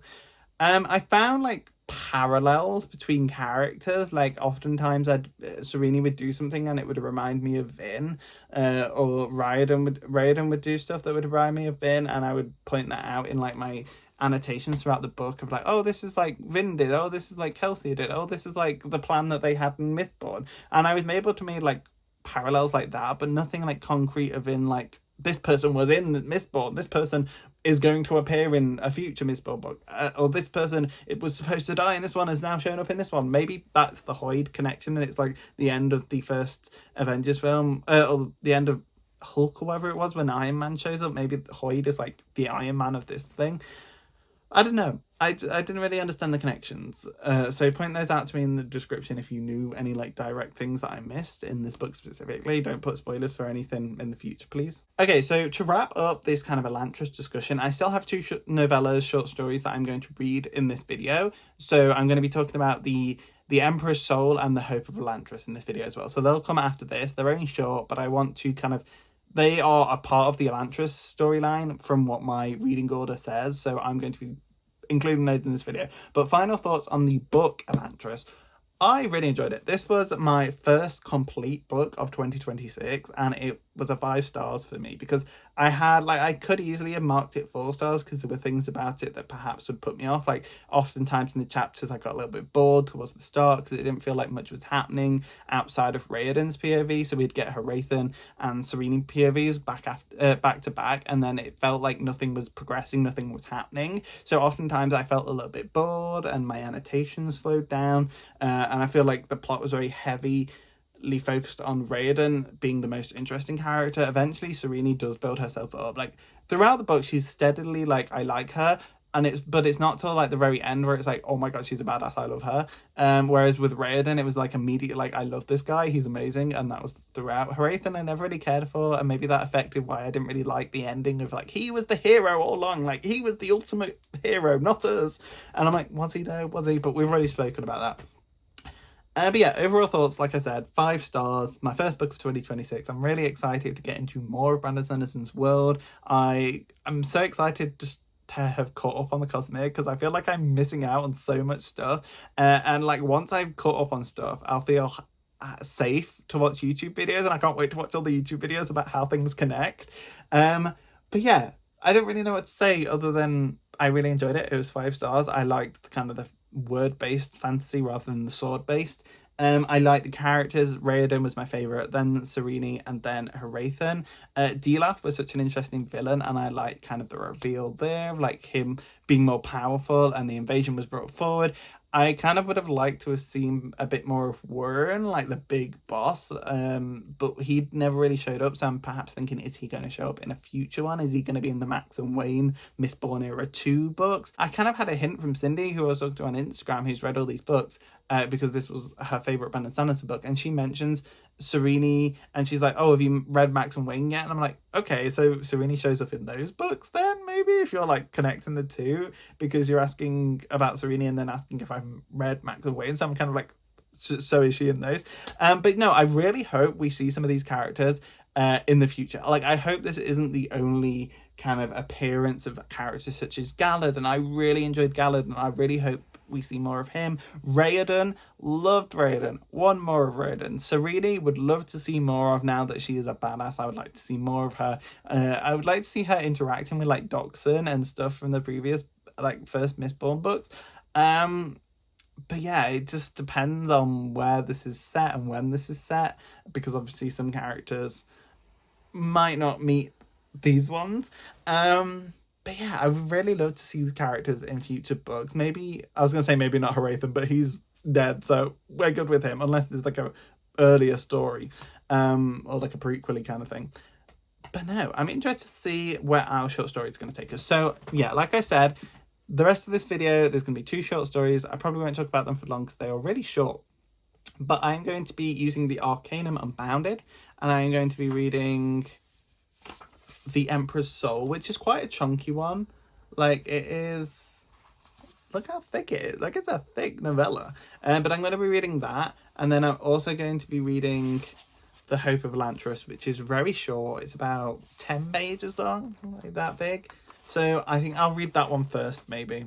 We'll see. You'll see in the next clip. But yeah, roll on to me when I've read one of these novellas or both of them, and we'll talk about those. So yeah, thank you, Elantris, for being such a great first book to this year. I'm now going to talk about your counterparts in Arcanum Unbounded, and then we'll be done with this video. So hold on tight. I'll see you in the future when I've read these.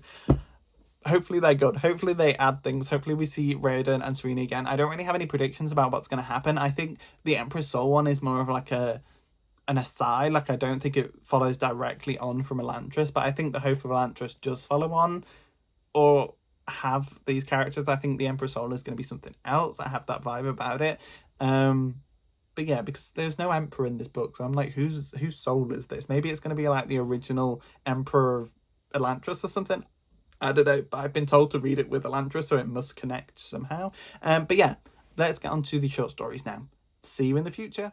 Okay, so The Hope of Elantris is a really short kind of snippet, more information. It's not really a story in like the sense of it.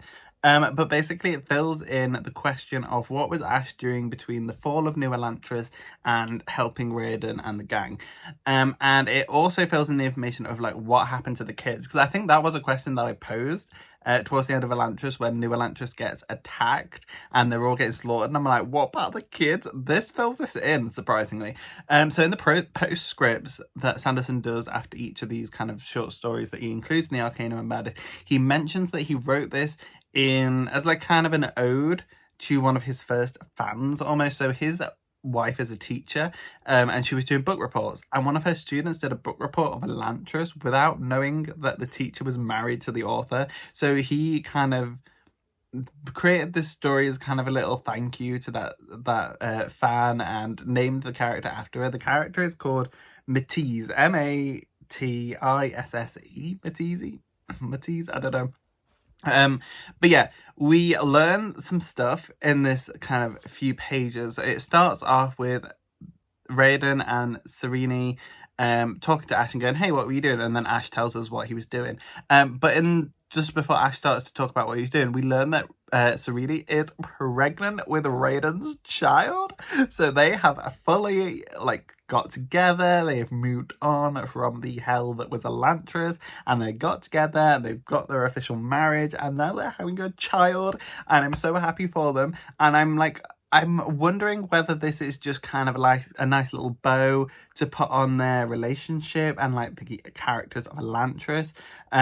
or whether it will be like this is setting up a character that we'll see in the future books, like maybe in the Max and Wayne series. I don't know. Yeah, I don't know whether this is going to be like an ode to maybe the kid is going to become like an important character in the future of the Cosmere, or whether it's going to just become a kind of a plot point of Serene and Raiden trying to protect it, or whether it is just kind of Brandon going, that's what they're doing. They're happy they've got their kid. You don't need to worry about them. They're all happy. It could be one of either, so I'm interested to see where that's going to go. So that was like the main point before we get into what Ash was doing, but I'm so happy for them. I think Raiden's going to be a really good dad, and Serene is going to teach that kid so much. Like, she is so smart, and that kid is never going to get scammed, because no email scams for that child, because Serene knows what she's doing. But yeah, so they asked Ash, hey Ash, where were you during this period of the fall of New Elantris and helping us? And Ash basically fills in that he was in New Elantris with this person called Matesi, or Matesi. I'm not sure how you say her name.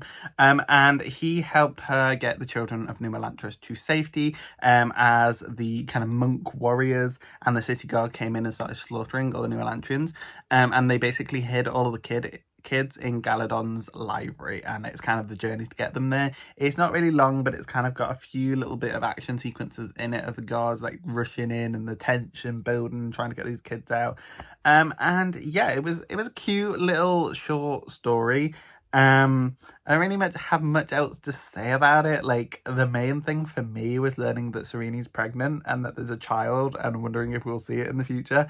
And yes, it puts my question of like, what happened to the kids in New Elantris? Did they die as well? It puts that to rest, but other than that, it was okay. It was okay. I liked it. It was good.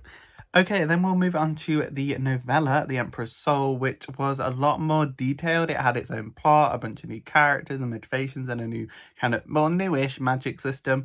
And it is also set within the same world as Elantris, because we get some nods to kind of red-dressed guards from Doradel, and I was like, is Harathan the only one that wore that red armor, or am I like misremembering? Was that all the priests wore red armor, or was it just Harathan? Was that Harathan? I'm not sure. Let me know in the comments below. But we get nods to like that and Tio, so we know we're in the same world of Elantris. And yeah, it's a really good novella. It's really interesting. It should definitely stand by itself. But I'm very happy that I read it after Elantris, because it was fun to kind of pick out like maybe some themes and some like nods to Elantris and some of the carryover like names and stuff like Teod and stuff. So it was interesting to be able to pick up on that. So I'm glad I read it after Elantris. And also just the magic system.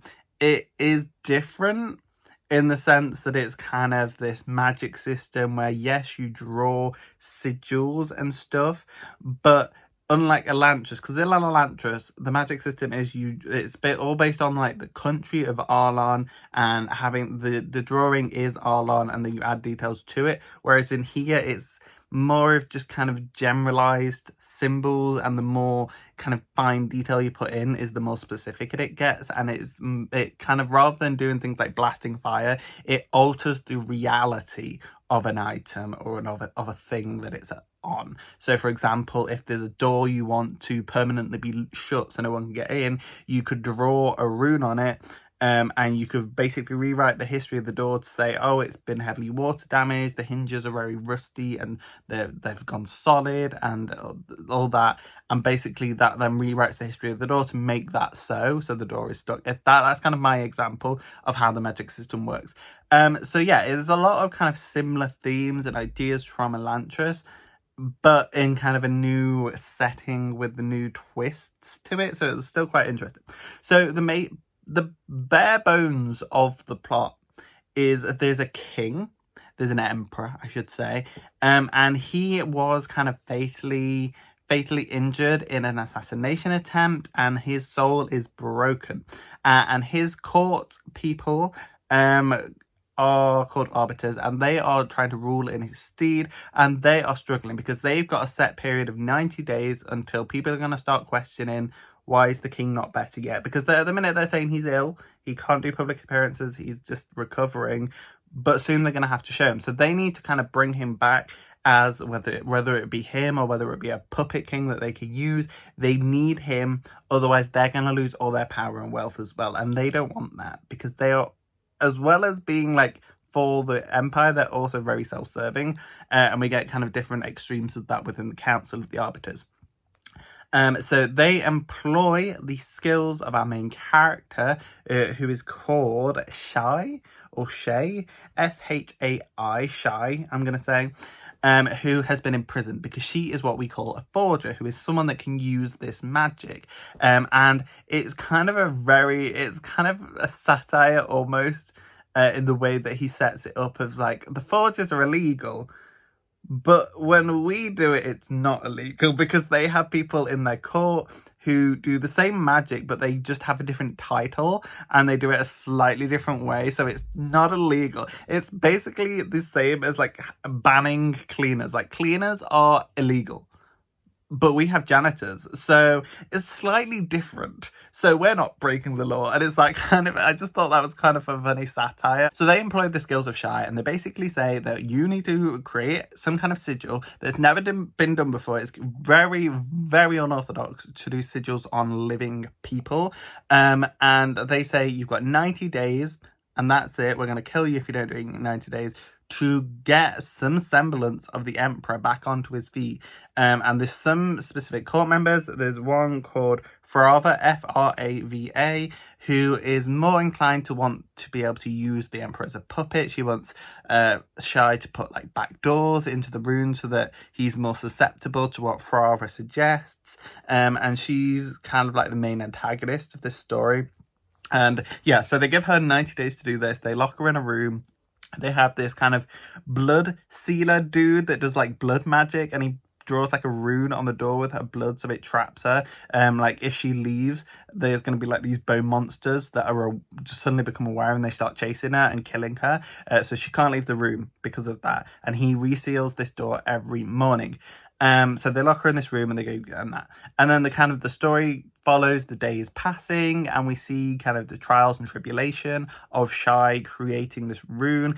And you would think she would be much of just like, I need to get out of here, I need to plan an escape. But there's part of Shai's character, she's a very ambitious character, and she kind of wants to actually attempt to create this sigil and like prove to herself that she can do it and she has the power to do it, because she's very ambitious. And the main reason she was arrested, other than the magic, was that she was trying to steal something called the Moon Scepter by like creating like a fake and swapping it. And she also did the same thing with Frava's painting in her office, which we later learned she was successful with. And that Frava thought they'd caught her before she switched out the painting, so Frava thought she had the original painting. But then we find out that no, Shai had it, destroyed it, and left the fake one there, which is just like a little fun thing at the end, and then she ends up destroying the fake as well, just to be like, I don't really want it.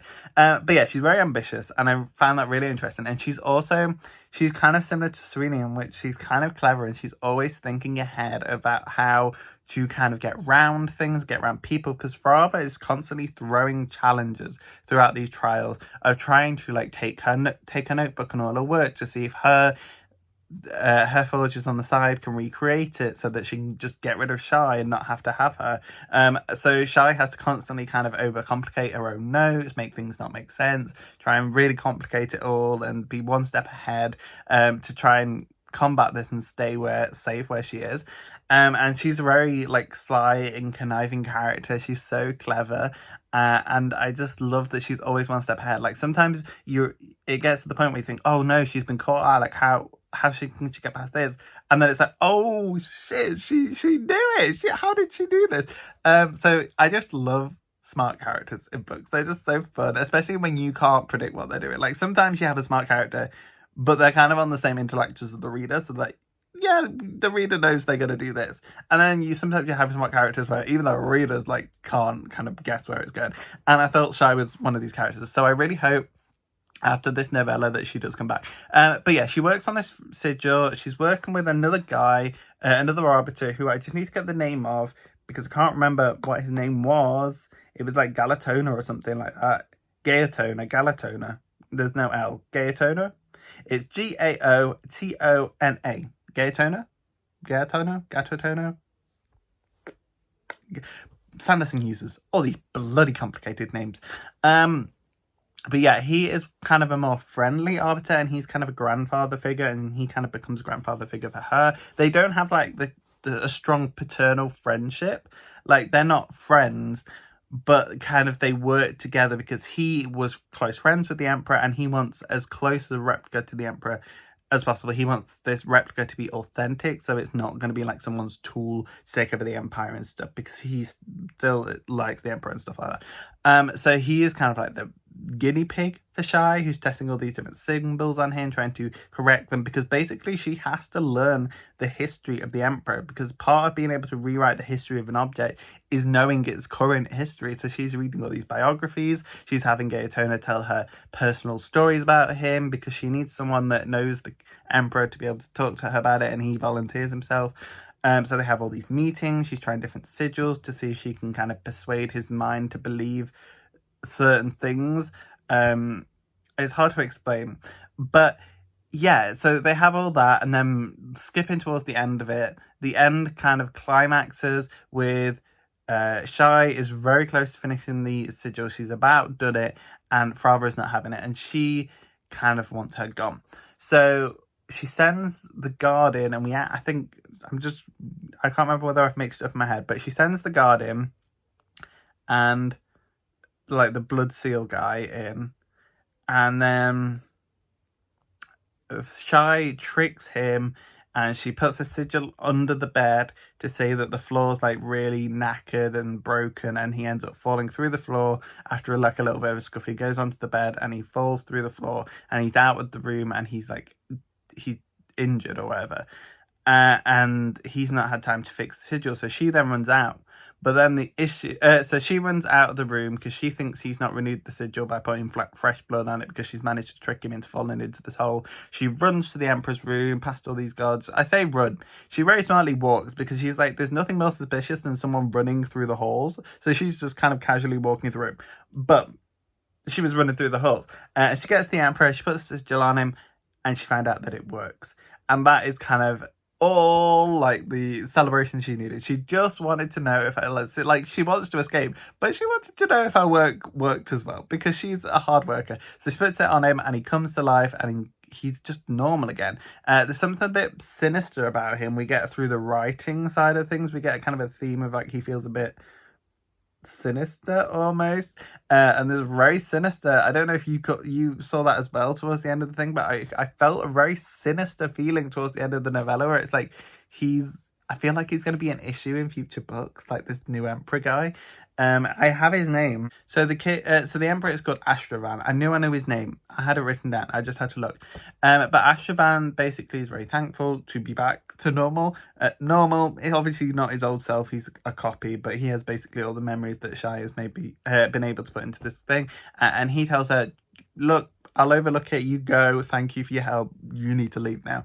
So she goes, and then we hear screams of monsters, and we find out that the blood sealer had actually renewed the sigil because he'd cut her and the blood had left the room before he did, or something like that. I can't quite remember how it worked, but we thought she'd got out before he renewed it, but he did renew it. So then the Mo monsters are after us, and we do have to run. And just before we get out of there, we bump into Gaetona, and she gives him her notes, and she's like, here's everything you need to know about the king and upkeep in his sigil. And he gives her back some sigils that she'd made that were taken off her when she was in prison, and they're like sigils that kind of change her personality and can totally wipe out her memory of her current self, or can give her like fresh fighting skills and stuff. So she takes one of the fighting ones, and it's kind of a Shindo one. I think they were called the Shindo monks or something like that.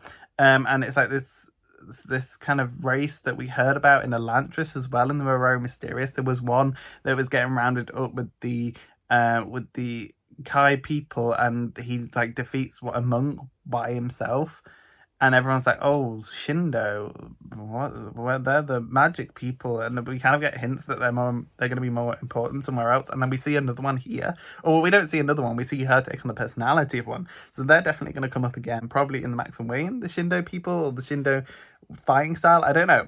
I don't know what's going on with that, but that's definitely being built up.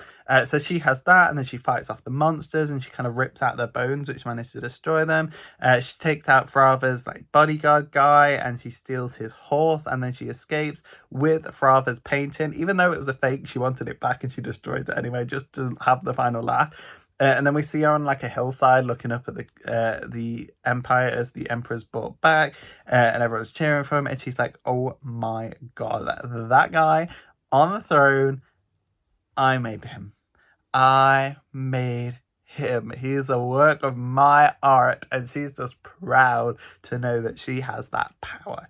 And then she puts the sigil on and becomes a new person, so that she can go live happily ever after now she's not imprisoned. And that is basically the plot of The Emperor's Soul, very simply put and broken down. But yeah, the writing was just as good as Elantris. It was really good. I liked all the characters. I thought were interesting. I liked that they weren't just, oh yes, we're best friends now, me and Gaetona and Shai, we're best friends because we've spoken for a few times. I liked that they were just mutuals, and that they just understood each other and got each other. And Gaetona didn't necessarily like her, but he let her go because he's like, thanks for your help and bringing my friend back. Whereas I feel like in other kind of fantasy books and stuff like that, they've become like, oh, you have been so helpful, thank you so much, I love you, blah, blah. And like hugging and stuff. Whereas here it was more like, yeah, thanks. Oh, the notes, like, thanks. I just like the casualness of it. It was very nice. And even with the Emperor, I'm glad he wasn't like, you are now free from all your crimes. You are pardoned. I will speak to everyone. You don't have to worry about the Arbiters. You don't have to worry about the bone monsters. I'll deal with it all. He was just kind of like, yeah, thanks. You should probably go though, because I can't help you. But yeah, I liked it. It was fun.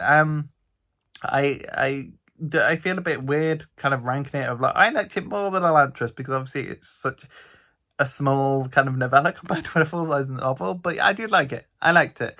So yeah, I don't really think I can rank it because it doesn't really have the same amount to rank as the other ones. But yeah, I enjoyed it. Completely forgot. The magic, just jumping back to that for a second, was based on Chinese symbols. So in the postscript, it talks about how it's inspired by Chinese signature stamps and yeah, rewriting the history and stuff. So that's just a thing to point out. And then he talks about how he visited China and saw these stamps and was like, oh, my process is like seeing things and then explaining them in a fantasy kind of setting. So I really hope you enjoyed this video. If you did, leave a like, a comment and subscribe. I appreciate all the support. It really is very nice if you got this far, leave like a sword emoji or some kind of like sigil emoji. I don't know if there's any like symbols or anything. I mean, they're all technically symbols, but any like Chinese or I don't know, Elantris inspired sigils that kind of give you the vibes of Elantris, then leave them in the comments below. So I know you got this far. I don't think anyone will. But if you do, I appreciate you. And yeah, let me know all your thoughts on Elantris and these two short stories down in the comments below. I'd love to discuss some theories. Please don't spoil me for anything. But yeah, I'm so like interested to see if any of these characters appear in the future. And I have started The Lost Metal. I am on the Max and Wayne series now, the second Mistborn era. So that'll be coming out sooner than later. I just need to read it. But yeah, we'll dive straight into Mistborn era too. I can't wait to catch up on the Cosmere this year. Anyway, I'm rambling. Thank you so much for watching. It really means a lot. Check out some of my other videos if you're interested. I have a trilogy talk on the first Mistborn books. And yeah, I also read other authors and stuff. So yeah, check those out as well. Thank you so much for watching. See you in the next video. Bye!